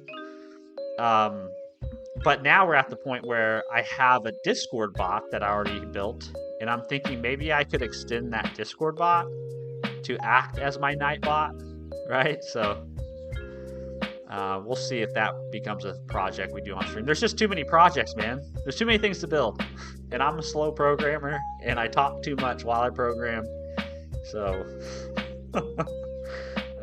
I don't know if we'll get around to all of it. All right, we need to implement the iMessage handler. And actually, I think this researcher actually needs to return something, but I don't know what this should be yet. I think this is going to end up being like a researcher result. I know, very original, but I think that's what it's going to end up being, but I don't know what this should be yet. So I think what I'll do is I'll just say string for now, and now we'll implement this.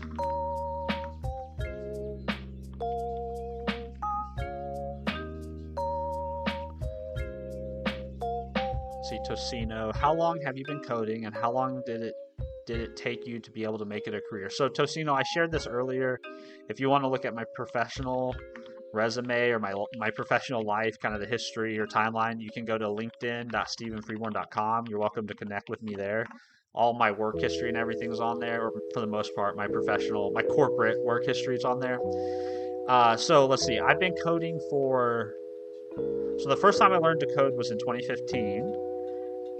However, I got really serious about learning to code in 2021 when my kids started kindergarten. And the whole motivation there, why I say that, the whole motivation there was when my kids started kindergarten, I kind of have this realization that, like, the next 6 years of elementary school are going to pass whether I do anything with those 6 years or not. And I know that my son at the end of those 6 years is going to be so much more capable of a human being, right? He's going to have developed all these skills. Tocino, thanks for the sub. And he's going to have grown so much as a human being. And so I thought, you know what? At the end of 6 years, I want to be able to say that same thing, right? Like, I want to be able to say I acquired new skills, I learned new things. So what can I do in this time? And so I was like, I'm going to learn to code. That's the thing I picked. I was like, I'm going to apply myself, and I'm going to just go hard in the paint on this skill. And that's what I've done since like spring of 2021. I've probably written code for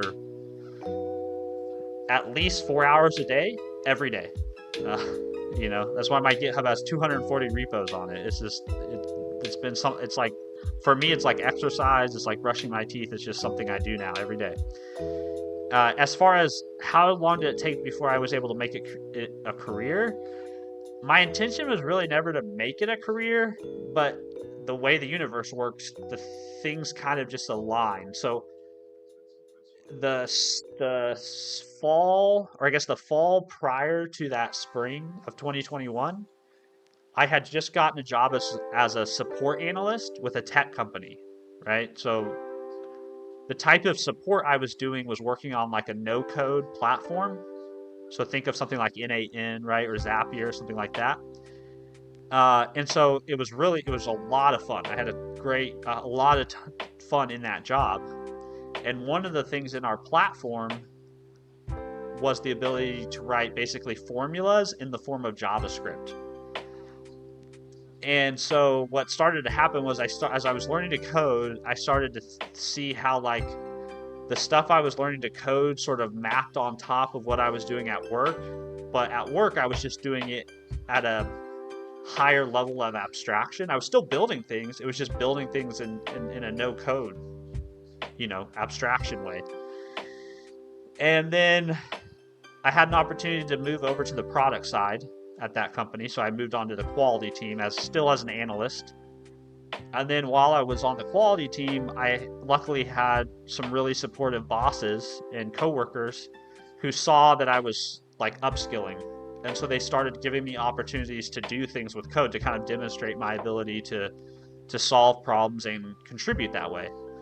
So this would have been like a couple of years in to that role. This would have been like 2022, 2023, something like that, partway through 2022. And then after doing that a few times, they were like, hey, we don't just want you to be an analyst, we want you to be an engineer, we want you to actually write code and make that part of your job.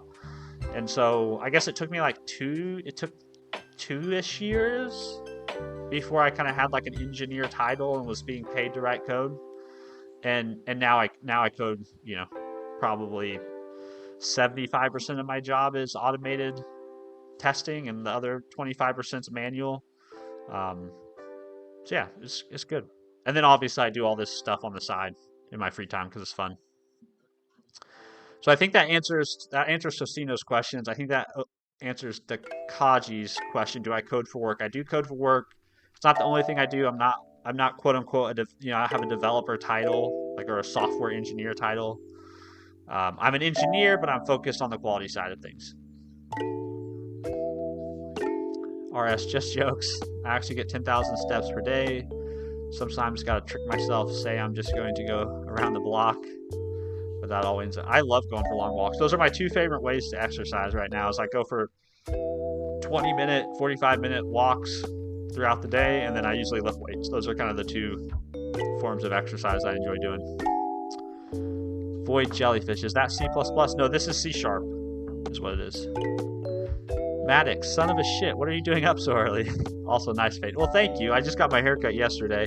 I needed it real bad. It had been about 3 to 4 months.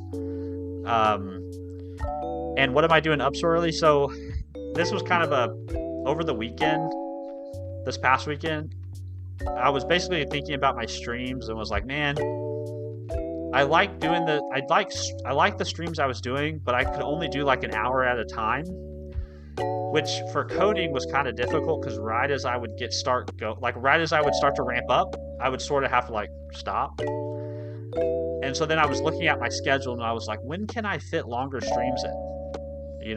Like during the day I'm at work. In the mornings, my kids get up at 7ish. When my kids get home from school and I get off work, I want to prioritize them, so I'm with them from 5 to 8. And then after 8, I try to prioritize being available, for my wife. Like, we don't necessarily hang out together, but I want to be around, don't want to be down in the basement away from her every evening for multiple hours. So obviously that left with like, okay, well, I'm gonna have to get my ass up at 4 a.m., and stream for 2 or 3 hours before the kids get up. So that's what I started doing Monday this week, and so far I'm enjoying it. I think I'm gonna stick with it for a little while. Fota, you into books? I love books. Yeah, I love books. I listen to books far more now than I actually like read them. But yeah, I love books. I actually just started a new book.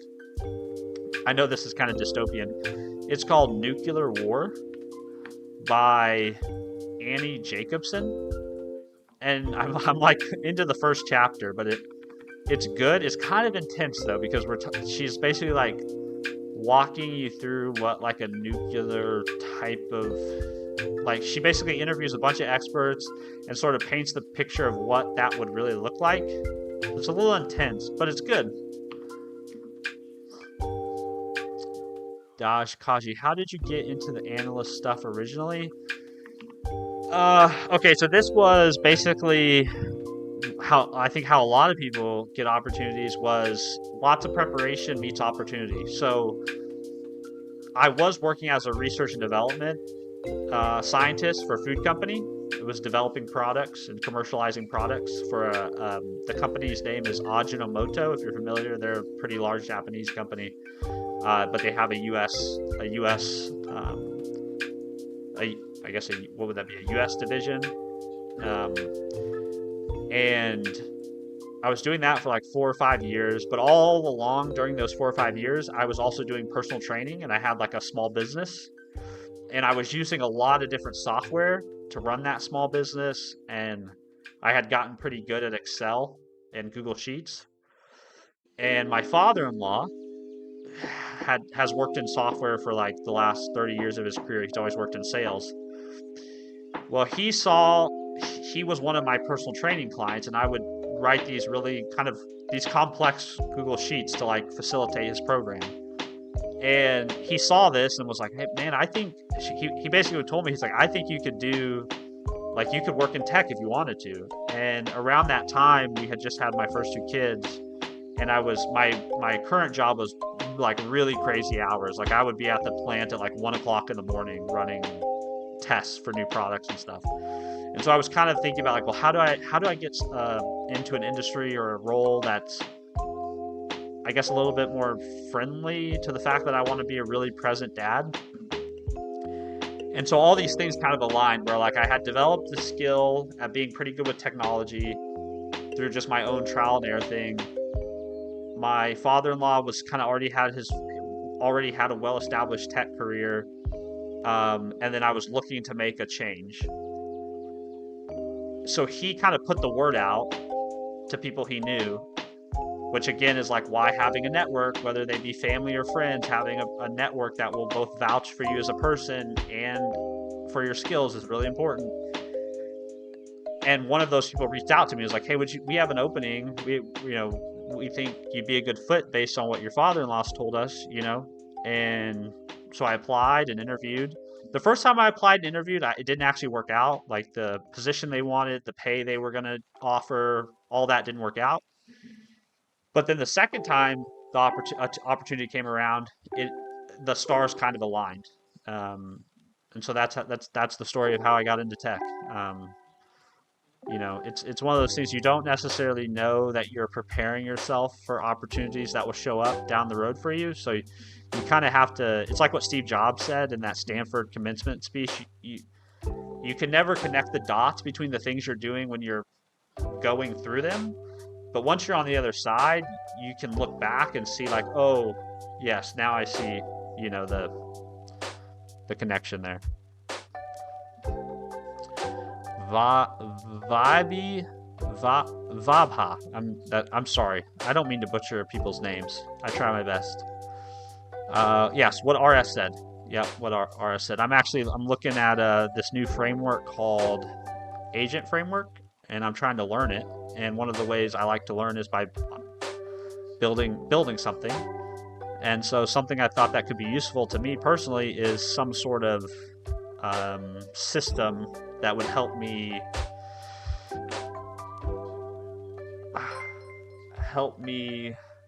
Hey, thanks for the sub. Appreciate you.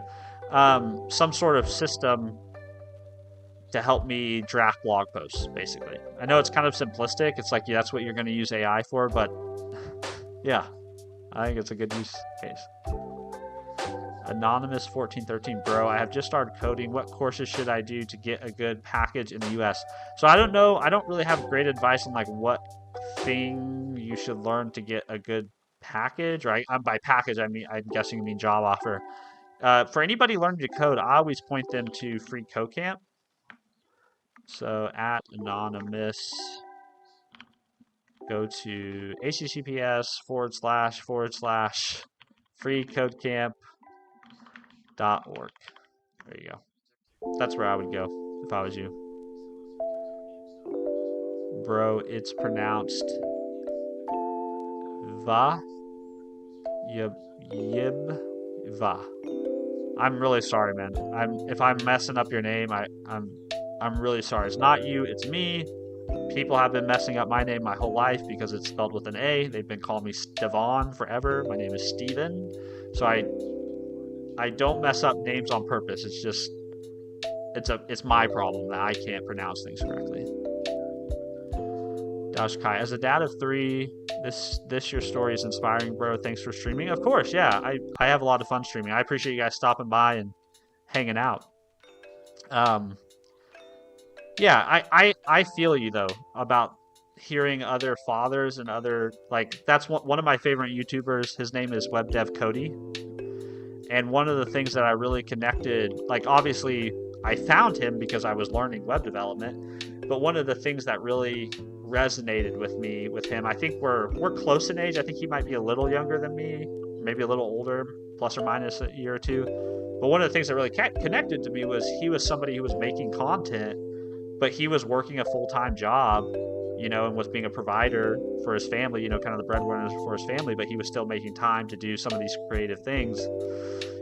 So yeah, I resonate with that. Like, I love to hear stories of other dads and other fathers and how they're kind of navigating, pursuing their interests and their passions, but also trying to own up to the responsibilities, you know, that they have to their families. So I'm always happy to share. Tom L, by chance, are you Serbian? I'm not Serbian, but I do have a Serbian friend. His name is Stefan. I've never met him. He just hangs out in my chat. He's actually one of my 3 YouTube channel members. But he's one of my favorite chatters, one of my favorite members. Anonymous 143. How should I start? So okay, go to Free Code. So this is I'm not trying to be pedantic. I'm being completely honest. Go here to freecodecamp.org. Go to the menu, click on curriculum. This is in beta, so if you want to do this, I think you'll be fine, but just know it's in beta, so they're still working on things. If you want to do their legacy, you can also look at their archive page. So I would probably start with the current curriculum because it's going to be more up to date with some of the technologies that are out there. So just click into the certified full stack developer curriculum, start learning. Right here. This is where you start. They're not going to make you set up a development environment. You're going to start with all the stuff right in the browser. You don't need a fancy computer. You don't need all the things installed on your machine. Just open a web page and go. At some point, they will help you get out of that. At some point, they will show you, here's how you get an editor set up. Here's how you install Node on your. They'll walk you through all that. but they're going to get you started very quickly. You're going to start getting feedback right away. One, you're going to figure out if you like to code. And then second of all, that feedback loop, if you do enjoy coding, is going to be really tight. It's going to make you feel like you're getting momentum, you're learning, you're going to want to keep learning, you're going to want to keep doing. So that's how I would start. Do that. If you get through all of that curriculum, then you can go to other things they have. They have coding challenges every day. They've got the Odin projects on there. They even have a free foundational certification for C# if you want to expand your languages. And then they have all of their archived.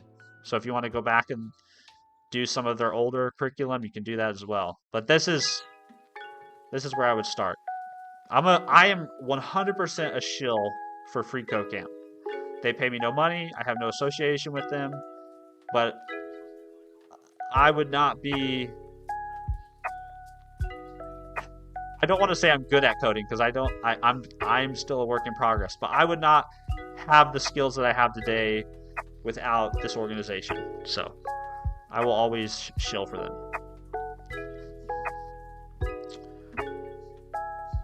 I gave you a good place to start. He gave you a good link to learn the code. Start there and then go. I asked because Steven is a Serbian name, but you cleared it up. It's pronounced in the English Steven. Yes, exactly. So my mother's name is Eva, EVA, and so they thought it would be fun to stick that in my name. So for the rest of my life, so now I'm doomed for the rest of my life to correct people that my name is Steven, not Steven. But what are you gonna do? See you, Tom. I'm 17. Can I learn it? And how much time will it take to make me a decent coder? It depends. There's just not a good. I guess first of all, you can definitely learn it. Second of all, how long is it going to take? I don't know. You might find you're a coding savant, you're a wizard, and you're going to be coding circles around me in 3 months. You might find you're slower, and it takes you a full year to really get like your feet underneath you and feel like you really know what's going on. But you'll never know unless you start. So the key is to start. That's the key. You got to start. You got to figure out if you even like it, if you want to do it, if you want to stick with it. You got to start. So less questioning, less concern, and just go. Mauricio, why PowerShell and not Bash within WSL? So I do have WSL set up over here. Whoops, wrong terminal. I do have WSL set up with Ubuntu, so I can go into a Linux environment whenever I want. I also have several servers that I can SSH to whenever I want when I want to do Ubuntu Linuxy things. I just enjoy PowerShell, honestly. I started to learn how to code and program on a Windows machine, and yeah, PowerShell's cross-platform now, so if you want to use PowerShell on Linux, you can. It's not just tied to Windows anymore. Yeah, just because I like it. It's probably the same question of why you use Bash in WSL. I'm guessing you just enjoy it. I also think that it's kind of using the WSL environment as your primary development environment on a Windows machine, to me, has always felt odd. Primarily because while Ubuntu does have access, like you can get to your Windows, go to WinHome, or is it, what did I alias this to? WinHome. Oh, I don't have the alias on this machine. While you can get to your Windows file system, it's a little strange to do, in my opinion, to do that. It just feels odd. But maybe that's because I don't do it all the time. But you can do it. It's just like you can get all the way to your home directory on your Windows machine. So I'm basically all the way over to where I am on the other machine. But I prefer I like PowerShell. I got no issue with it. And then in this case, I don't have to then be in WSL, but then working across to a Windows file system. Yeah. So short answer is because I can and I like it. Yeah. Bro, I've heard that computer science is overhyped and overrated these days. What are your opinions? Is it still a nice field for next 10, 20 years?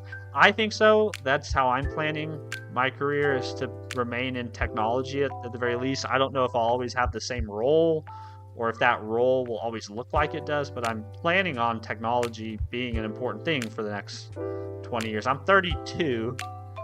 And my hope is that if I do things correctly and I practice financial discipline, I probably have 20-ish more years of work, roughly. Maybe 30 at the longest if I don't hit all my goals and do all the things I should do. But I think it will. I don't think it's going away. I think things have a much longer tail than people give them credit for. You look at Fortran, you look at both technologies and professions that people said were going to be gone, for a long time, and they're still here. So I don't know that I would be concerned. It might be overhyped, it might be overrated, but I don't think it's going to disappear, right? Or that it won't be a way to earn a living over the next 10, 20 years. Rohith, too early again. My day just started. Hey, man, I feel you. 4 a.m. comes early for me as well. Mauricio, I feel nowadays it's easy to unlearn coding because of AI. I studied computer science for years, ended up as sysadmin, DevOps. Nowadays, I feel I don't know how to code properly anymore. Hey, I have Copilot disabled, both here in NeoVim and in Visual Studio for like the last 3 or 4 weeks. I try to take periodically, I try to take like a detox like that, because I completely agree. Like there'll be times I basically get to a point where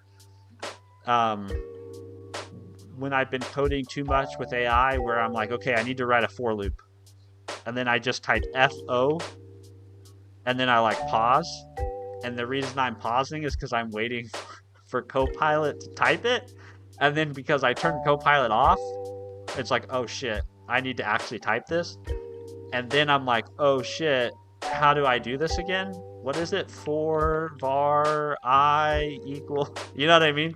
So I totally agree.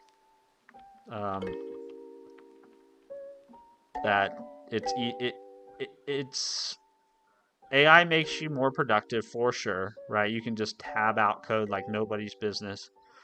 But there is a cost, I think, to that productivity. I don't necessarily know if it's forgetting, or making you less competent, but it definitely is you're not as quick, you're not as responsive. That knowledge isn't. It's not in your fingertips as much. It's not at the ready.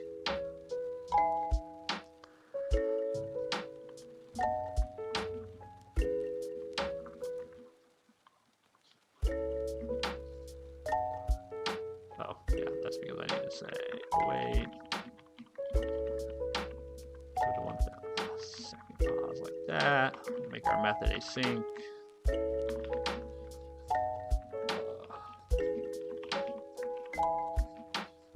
I'm just kind of wiring things up at the moment. I'm going to say received.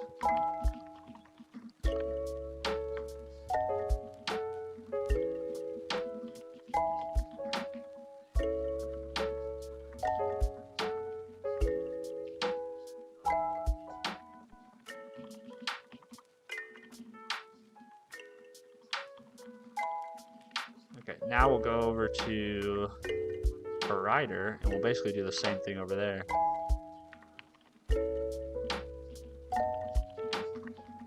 Reflecting executor. What a name, what a name for an abstract class. Reflecting executor. That kind of conjures images of Ilan Payne from Game of Thrones, like the executor that reflects, just do you think he reflects positively about what he's done or negative? I don't know. It's quite a name though. It's quite a name.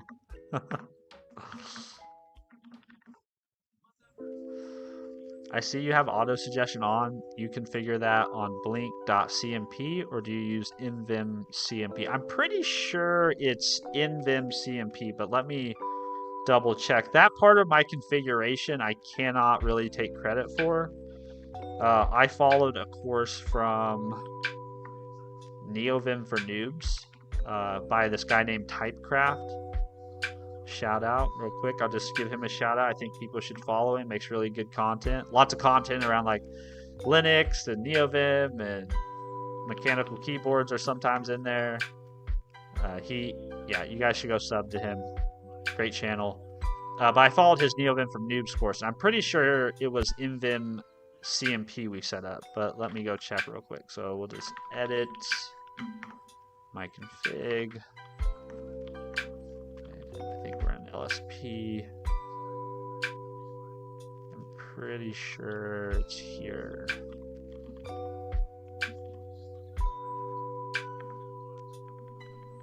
I guess I can grep for it. Maybe it's not in my LSP. Invim CM. There we go. Oops, nope, that's not what I want. I don't want the lock file. Come on, Steven. Get it together.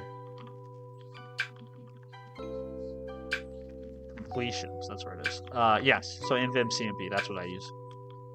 And it looks like I do have CMP invim LSP, which I think facilitates some of the completion as well. But yeah, so a lot of this I set up as part of that course. So I can't really, I don't know, I wouldn't claim to know Lua. Like, I know enough to like put together a NeoVim config, but I wouldn't claim that I could write this from scratch without someone's help.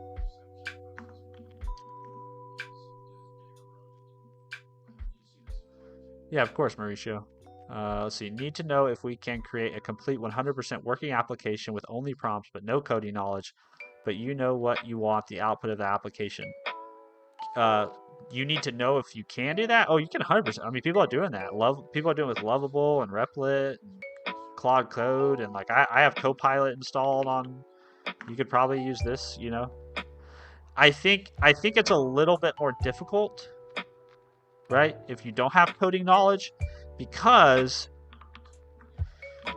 then you're kind of, then what you're sort of in is you're kind of in a situation where, like, when you take your car to the mechanic, if you don't know anything about cars, right, then you sort of have to trust that the mechanic, you sort of are betting then on the mechanic's trustworthiness, because you don't have the skills or knowledge to audit the work or the information that you're being told. Like, you don't have a good bullshit detector in that particular field. The same thing kind of goes if you're trying to use AI to build stuff for you and you don't have a coding background.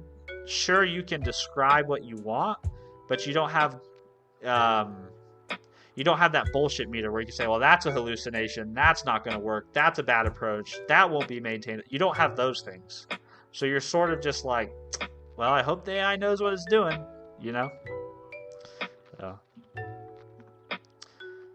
Hi, bro. Is Docker same like GitHub? No, Docker is different than GitHub. So Docker would be basically I don't know if you call it a container runtime or it's basically a system that allows you to run isolated units of applications that are like kind of all packaged up. So like everything you need to run an application sort of in a box, right? In a container. And then Docker allows you to take those containers and actually run them. There is something called Docker Hub, which is kind of similar to GitHub in the sense that Docker Hub serves as a repository for your containers, right? So once you build a container, you can push it up to Docker Hub, and Docker Hub sort of makes that container available both to you or to other people if it's public, and they can pull and run your container that you built. So kind of similar to the idea over there on GitHub, where you're not pushing containers necessarily to GitHub a lot of times. You're pushing code or repositories, but it makes it accessible to you or to other people now that it's on GitHub. So Docker as a technology is completely different than GitHub, but Docker Hub is much more similar to, I guess, what GitHub provides in terms of service.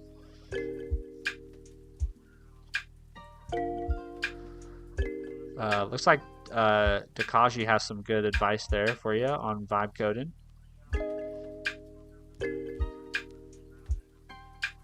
Oh, you mean use LLMs to verify the outputs of I mean, you could definitely do that. People are people are building agent or LLMs or AI powered systems that do that, right? That's one of the ways. Like Anthropic even says that in their evaluation documentation. They say like one of the ways to do evaluations on LLM outputs is to use another LLM to grade it, to assess it. So I mean, you could definitely try. I mean, it's not that I think you can't accomplish what you're talking about because I see people doing at least sort of versions of it, you know. But I still think it helps a lot if you do have some software or coding background. It makes it easier. Doesn't mean it's impossible. Just makes it easier. I think it avoids you being led astray in a lot of ways.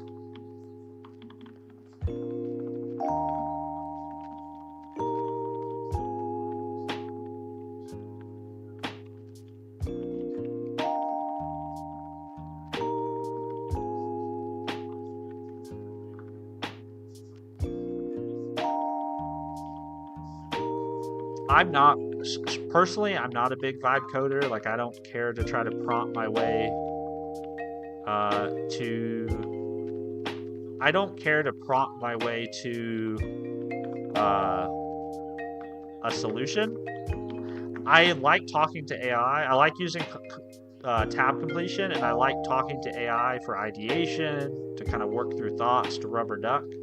But I much prefer to write and architect and do the coding part still myself. I know I'm like a caveman in that way in 2025, but that's part of the enjoyment I get out of coding and programming is physically interacting with my keyboard and doing stuff and moving things around and refactoring and organizing my code. That's part of the enjoyment. So I'm not prepared to give that up. Nor do I enjoy the alternative of just talking to an LLM all day to write my code. And that's a personal choice. Like it's not necessarily right or wrong. It just is. It is what it is.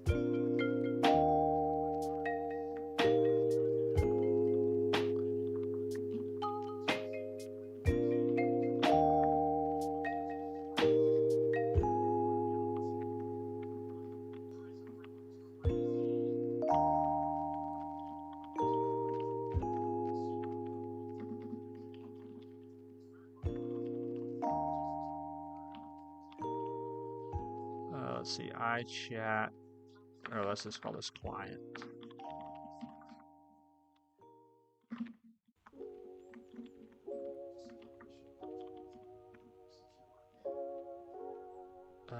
And then I think in this message handler, we'll just implement a string handler and we'll just print it out once we get it. So we'll say,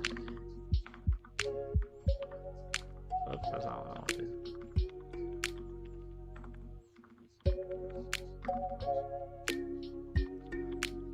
Thanks for the information. It was nice encouraging me. Thank you. Of course, yeah. I'm happy to encourage you. I want people to create. I mean, I'm all for creating, you know?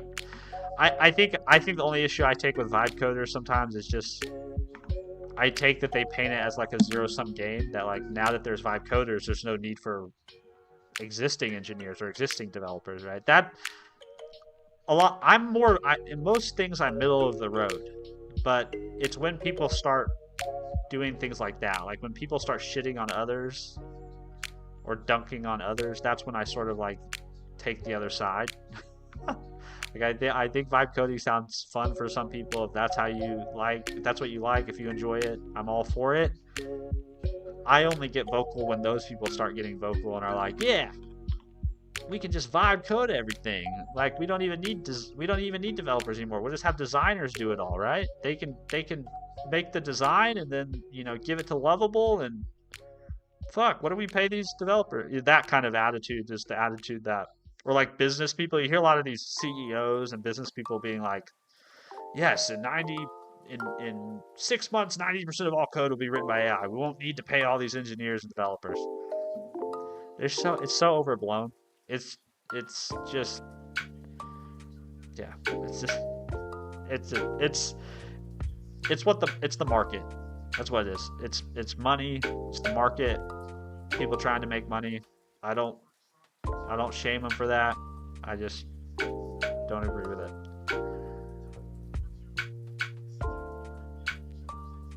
Dash Kai, at 35 years old, I'm the same. AI is my search engine and my rubber duck. Yeah, I mean, hey, I mean that's so. I primarily a lot of my projects, outside of work, most of my projects are just me, right? For the last 5 years, it's just been me. And now that I have AI, it's really nice because like one of my favorite features, because I pay for Copilot, one of my favorite Copilot features now is whenever you open a pull request. Because even on my individual projects, I still try to practice like good habits, like use a good Git workflow, open PRs, that sort of thing. I still try to practice all that. But 9 times out of 10, I open a PR, and the only person like I open the PR and then I approve my own PR.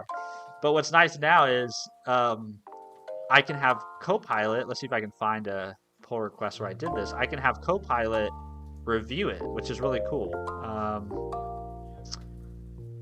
I think I did this on this PR. Yeah, so I can ask Copilot now for a review, right? So it's like I have like a built-in kind of coworker, rubber duck. You know what I mean? Like some of the stuff, like you can see, like some of the stuff I'll comment and be like, I'm not doing that, right? But it's kind of nice, It's really enjoyable. As someone who spent a lot of time working on projects and building things kind of solo and alone, I sort of have this always-on coworker that has the knowledge of the crowd, and some of the shit it says I don't agree with, just like any other coworker, but it's super helpful for that. That's probably right now. That's probably my favorite Copilot. If I had to say my favorite Copilot features, it would be probably PR requests, PR reviews. I love that in Copilot chat, I can pick from a bunch of different models. I love this about Copilot. I can pick from all these different models, from all these different providers. I love that. And then I guess third would be the tab completion. Like I love the tab, the autocomplete from Copilot. Those are kind of the three things that I think are worth the $10 a month to pay for. Although there is now a Copilot Pro plan, and now there's a Copilot Pro Plus plan.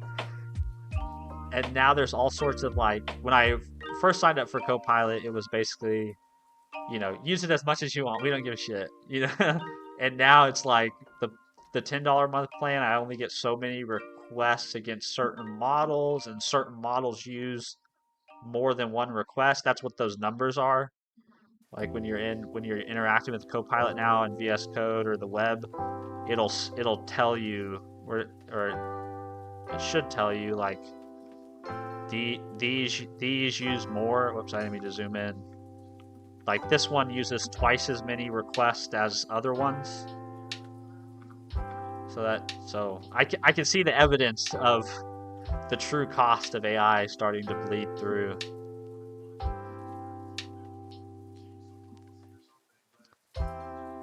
I don't vibe code with AI. AI vibe codes with a little bit of me. I like that attitude. I like that. Achieve something. It's not like that for this. I'm 48. Just want to achieve something in my life. Making application for education purposes, and we need real engineering to verify before we deploy. Yeah, man, go for it. Hey, it's your life, man. The only person that has to live your life is you. The only person that has to live with the consequences of your decisions, your choices, that's you. So if you got something inside you and you need to get it out, you got to do it. Askew. Hello, Askew. How are you?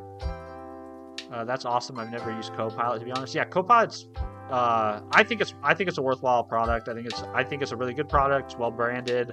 I feel like it's well engineered. I know people will say, like, this thing's better than this thing. This model's better than that model. I don't really care. Copilot lets me access a bunch of different models. I just pick the ones I want to use. I also pay for Gemini. And Gemini's pretty good. I probably use Gemini more to chat with than I do Copilot, but they're worthwhile. I mean, the Gemini subscription, if you already pay for Google Drive, the Gemini subscription's like $10 more a month. So you get $10 for your normal Google Drive plan, which is like the 2 terabyte storage and all the stuff that comes with that. And then if you pay another $10, you get all the Gemini functionality, you know? And Gemini's functionality is really, really good. It's multimodal. It can do video. It can do images. Those are the two AI tools that I pay out of pocket for. Broadman said, I knew AI would go through enshittification. What does that mean? What does that word mean? I don't even know what that means. Thanks. Nice talking to you. I'm your subscription now. Yeah, appreciate it, man. Yeah, good luck with all the vibe coding stuff. Yeah, I wish you all the best of luck. And obviously, if you want to demoger, like I talked about, if you do want to talk to somebody that has maybe more of stronger like programming or coding skills, or maybe when you get to that deployment step, you can join my Discord. There's probably like 80 of us in the Discord now, but there's lots of smart people in there. People that do like OpenAI development stuff. There's a guy in there that's big into OpenAI development. But yeah, there's like kind of a smorgasbord of people in there with a variety of different skills, and might be a good place if you run into issues or have questions. Might be a good place to start. I use every model. I have 3 subs with ChatGPT, Copilot, and Gemini. Oh, you have a ChatGPT subscription in there too. I kind of feel like ChatGPT and Gemini are on par, like in terms of like products. I know models, that's a whole conversation, but I feel like in terms of models, or not models, in terms of products, they're kind of on par. So it's interesting that you pay for both. Enshittification is free or cheap services concerning the market, and then charging more and offering less. Yeah. Well, I mean, that's what everyone's trying to sell people. That people are trying to sell businesses and individuals that like you don't need, like they're trying to sell people on the fact like you don't need Slack because you can just build Slack yourself in house, and you don't need Jira because you can just vibe code your own Jira for in like. I mean, can you? Probably. Is it going to be half as reliable and half as robust and half as useful? Probably, right? So it's like good software is good software because a lot of people work really hard to make it that way. And it kind of goes back to that very ugly diagram I showed in Excalidraw for AI systems, where this going from no AI product, right? Or any product, I guess. This is probably more of just a product in general. Going from A to like a minimal viable thing, fairly low effort. Going from B to C, right? Something that people love and want to use and is reliable and is very useful and never fails and is dependable. All those things, that takes a lot of effort, a lot of skill. It's the what do they call it? The last mile problem. Right, that's difficult in any field, right? It's difficult. But agreed, yeah. Enshittification is a thing. So I like your coining of that term. I've never heard that term before. That if these services enshittify too much, we just build our own services. Then we enshittify our services much more. I mean, yeah, I guess that's one way to look at it, you know. Dishkaji, that's the good old 80. Yeah, agreed. Yeah, 80-20. It's a good thing to keep in the back of the mind. All good points. I love your guys' outlooks. Well, I appreciate you expanding my vocabulary because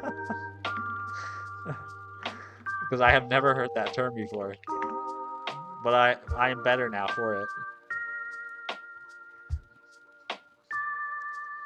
That's really funny.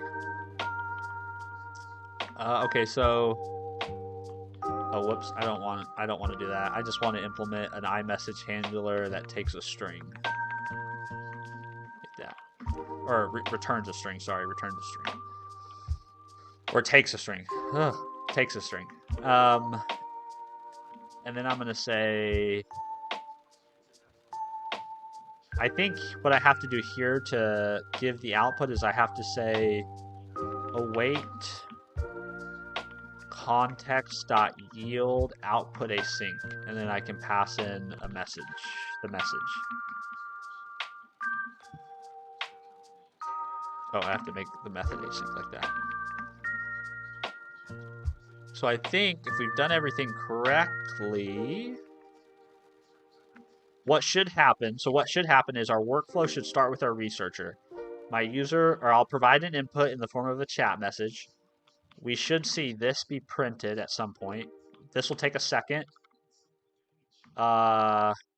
This message from the researcher should be passed to my writer, and then my writer's just gonna yeet that out to the world. And I'm just doing this because I just want to make sure it all wires up correctly. So now if I go back to my program, oh shoot, I wanted to use the from and I didn't implement that. That won't take but a minute. So instead of this, this is I called it protected. So we'll implement a public static method that returns a researcher. And we'll say from iChat client, and we'll pass in our client, and then we'll just call new client, and pass in null here.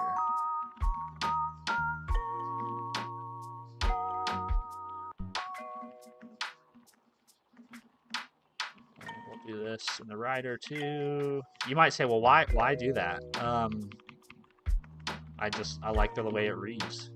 I mean, there's probably some argument. There's probably some benefits to this in terms of like if you have very specific logic or things that you want to do before somebody constructs an instance of the class you're writing. This might be a helpful way to protect it. Like the only entry point is through this method. Why is this complaining? Researcher does not contain a definition for from. Yes, it does.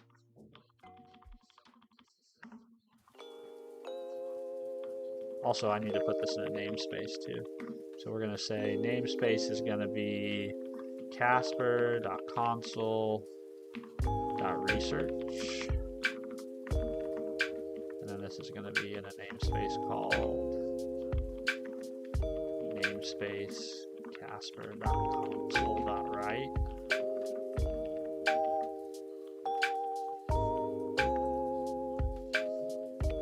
Why is this guy complaining?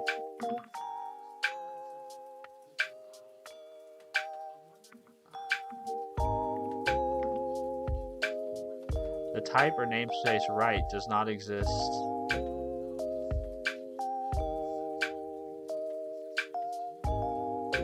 Oh crap, that conflicts now. I hate namespaces. I hate naming things. I hate namespaces. I just hate namespaces. Or not namespaces, but naming things. Naming things is hard. And then we can come up here and we can say using casper.console.write. And using casper.console.research.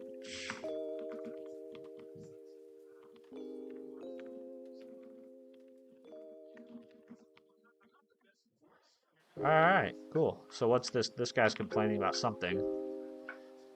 Type used in an asynchronous using statement must implement system async disposable or implement a suitable dispose async. I think it does now, but I think it doesn't in the version of the framework that I have installed, actually.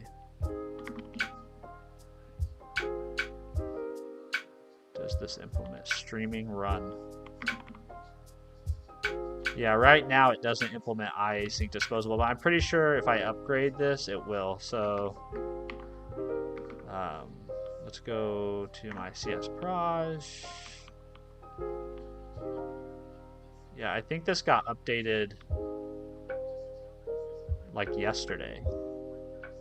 They pushed an update.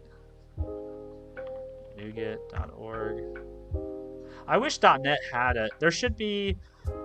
I think there's some global.net tools, but there should be a command if I'm in a solution or if I'm in a project. There really should be something like, you know how you do npm update and then you pass -- save to like update your package.json. There really should be like a .NET update command, and there's not. So let's do .NET add package, and we'll do AI release. And then we'll do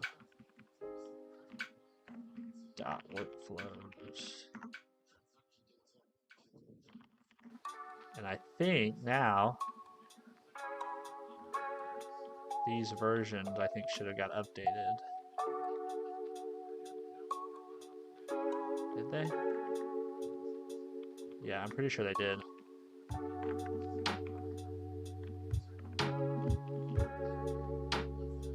Yeah. So this was 10.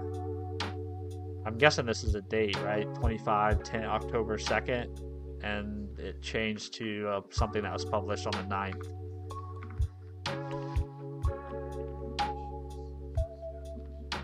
I'm gone for now. Thanks for reminding me that regular people still exist on social media. Subscribe. Well, of course, yeah. I am indeed just a regular person. So thanks for dropping in and chatting. I appreciate having people like you hang around the stream. So thank you very much. Have a good day. All right, I've got about 12 minutes left. Let's see if all this productive coding I did.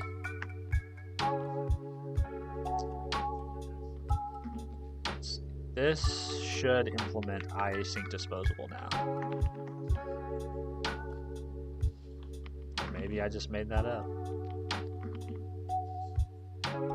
Well, let's .NET build.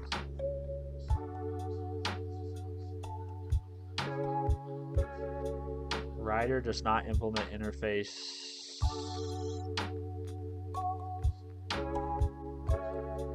Oh, they added a cancellation token too.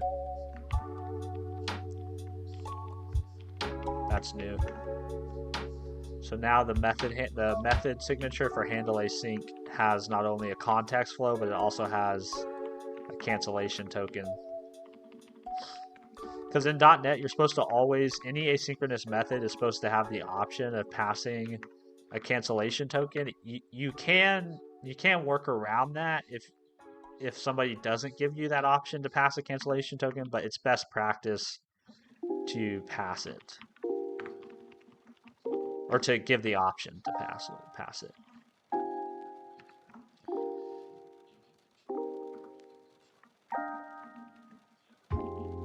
And then you have to, and then I've got some analysis in my project that basically it treats it as an error if I don't forward that token on to another asynchronous call. So I need to forward that, and then I'll have to go into the write function. Also, it's a breaking change, obviously, right? Because that broke my code by upgrading the package. But when something's in preview like this is another good example of when you're using pre-release or like preview packages or libraries. You kind of have to be expecting things to get broken. That's sort of the whole premise of having something that's pre-release, is that you're allowed to, or the people using it have an understanding that you're going to move quickly and you're going to break them regularly, right? So you just kind of have to be prepared going in when you're using something brand new like that.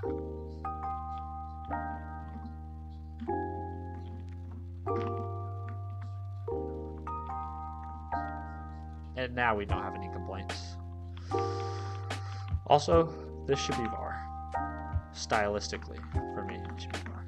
Okay, so let's see if we can actually get the writer to output that message. So the writer should yield a workflow output event, and so we should see that.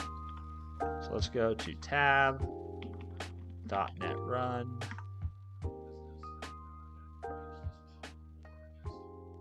Nice, there we go. So you can see that's it's ugly, but it's there. So I I didn't pass a message, so let's go back into my code. And let's actually pass in a message here. So in this case, it's going to be hi there. And the role, chat role, is going to be user. Are these backwards? I think I have these backwards, don't I?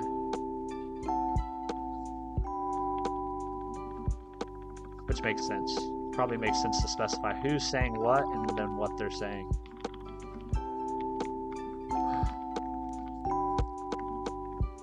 All right, so I feel like I actually have a pretty good handle now on how this whole workflow thing works inside inside this agent framework.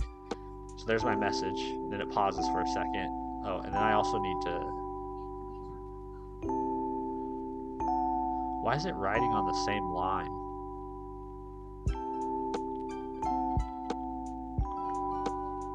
Oh, because this is right, not right line. There we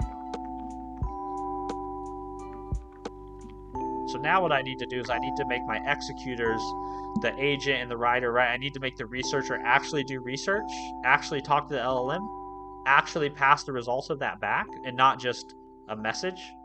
And then in my writer agent, I need to actually make it draft a post, and then I need to wire up my other executors. But conceptually, the API here, which I really love actually, I think I'm actually going to come back and use this as inspiration for other things I do in the future. But this API, this workflow API, this workflow builder, this is really agnostic of like agents or AI in general. Like this is just conceptually a way to build a system that allows you to pass data between nodes and respond to that data however you want. It doesn't have to necessarily involve an LLM, which is kind of cool. I feel like I got smarter as a programmer and as a developer by climbing through a lot of this code over the last 2 or 3 days, which is wonderful. Anime fun. Can you teach me? I don't know if I could probably teach you some stuff, right? But I might not be the best teacher for you. I mean, who knows? But I'm happy to answer questions if you have questions. You can also join my Discord. There's a lot of smart folks in my Discord. I think there's about 80 of us now. Pose questions there, get feedback from other people. It's a really diverse group of people in that Discord. It's like we've got web developers, we've got people who are doing like crazy Discord development. There's some guy in there that's like some level 4 OpenAI. I think you have to spend so much money with OpenAI to get certain developer tiers. So there's a really diverse group of people in there. So they could probably help as well. You don't have to join it, but there's lots of other great Discords out there too. Free Code Camp's Discord's really good. It's very active. Their community forum's very active as well.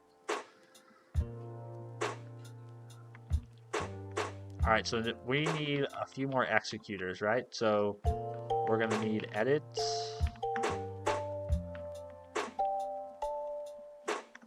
We are going to need, what else are we going to need? We're going to need, I'm trying to organize this kind of by feature or by agent. Like I'm trying to create a namespace around each like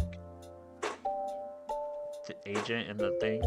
So edit, research, write. Obviously, this could all live in a class library, right? Because I can interact with this through a console like I'm doing now, but I could expose all this through a GUI too. So this should probably go into a class library at some point.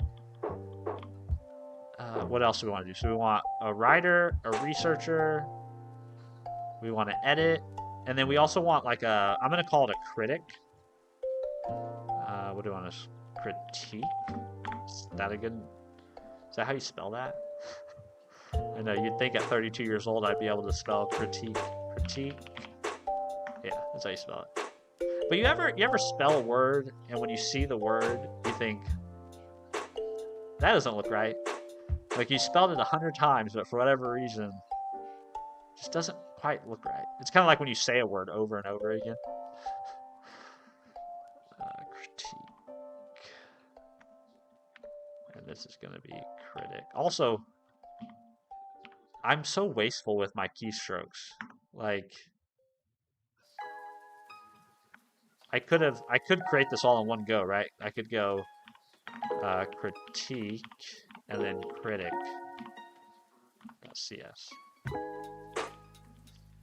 Doesn't need to be 2 steps. I don't know. I'm not the most efficient. Uh, I'm not the most efficient with keystrokes. I hear my family up moving around upstairs. Oh wow, yeah, it's already 6. It's 6:57. Okay. Well, I hate to. I think I'm gonna pause here.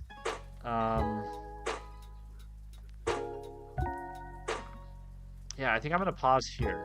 And actually, I don't want to check in these stubs yet. So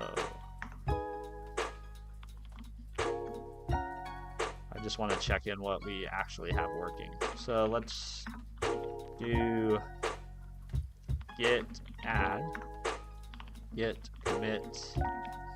What do I say? Initial workflow wiring. I know, very descriptive. Push that up. Cool. I'm happy with that. I know it's not. I know for 3 hours of coding, that's not a lot. Like that. I don't know how many lines I just wrote. I barely wrote any lines of code in 3 hours. I know it's not very productive, but I had a lot of fun chatting with you guys. And I got my coffee in. I need to finish my water. But I think that's gonna probably wrap me up. I'm gonna go upstairs and start the day. We got kind of a busy morning. We got some errands to run, kids to drop off, and then I got work.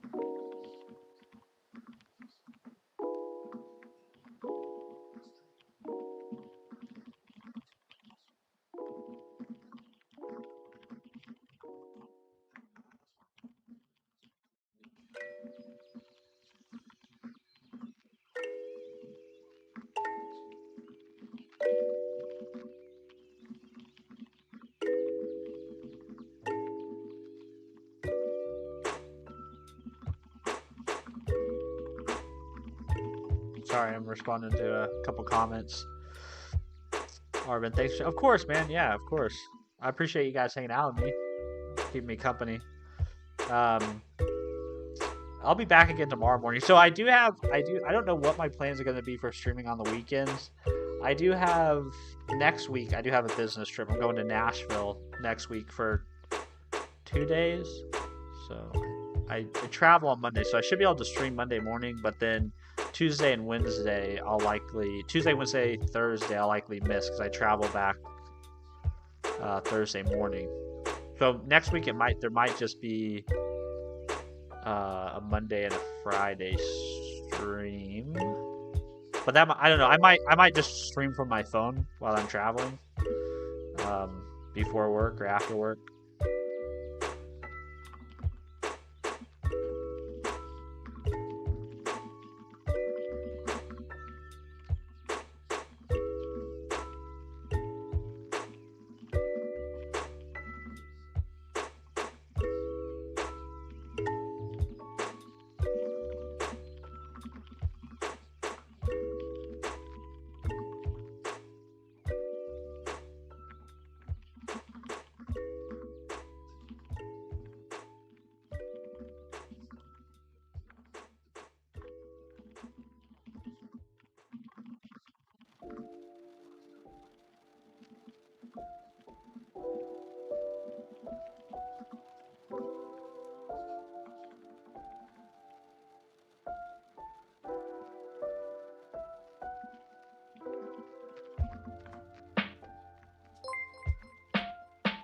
Hey, thanks for the subscription. I would totally give you a shout out. It's just I can't read that name. So I apologize. But thank you for subscribing. I appreciate it. Arvin, safe. Yes, I'm hoping it goes well. I'm a little nervous because right now in the U.S., for those of you who may be aware, in the U.S. there's like a federal shutdown. There basically most government workers have been furloughed, and only some are working, and I don't think any of them are being paid. So I'm kind of concerned at what the airport's going to be like from a TSA perspective. I think some people, because it's kind of a bigger business trip, but I think some people who are going on the trip are actually going to drive instead of fly because they're concerned about it. But I'm just I'm gonna take the risk.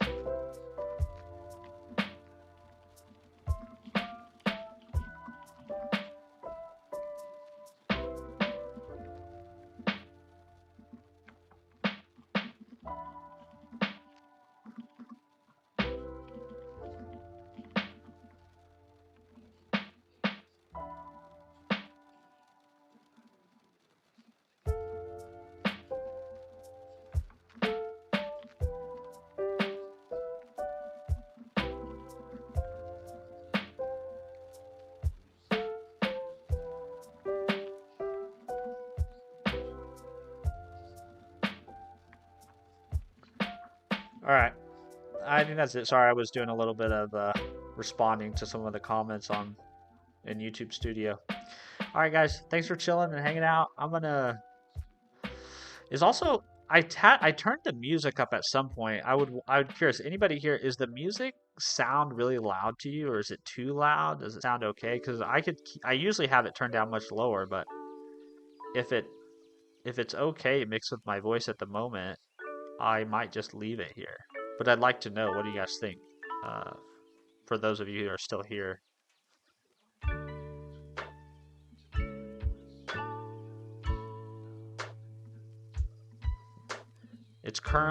I currently have it set like -5 decibels, but I normally have it set at -15 decibels. I honestly don't know what the units really mean, but I just know -15 is lower than -5. I guess I think it's, yeah, a tad bit lower, yeah. So I normally have it, this is where I normally have it, is at 15, and I forgot. I turned it up when I went to get more coffee, and then I forgot to turn it back down. This is normally where I have it at.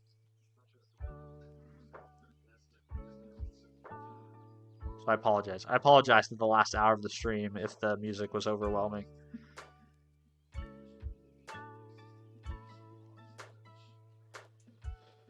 All right, I'm gonna go say good morning to the kiddos and my wife. I hope you guys have a great rest of your Thursday. I appreciate you all hanging out. Again, if you want to ever reach me or interact with me or interact with anybody from chat outside of stream, the best place to do that is the Discord, which is at https://discord.stephenfreeborn.com. I put that in the chat.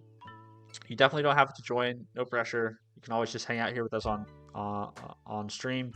Otherwise, I'll see you in the next stream or another short, or another video. And I hope you guys have a great rest of your Thursday. If it's already Friday for you, have a great rest of your Friday. And I'll talk to you guys later. All right. Bye. Bye, guys. Have a good day.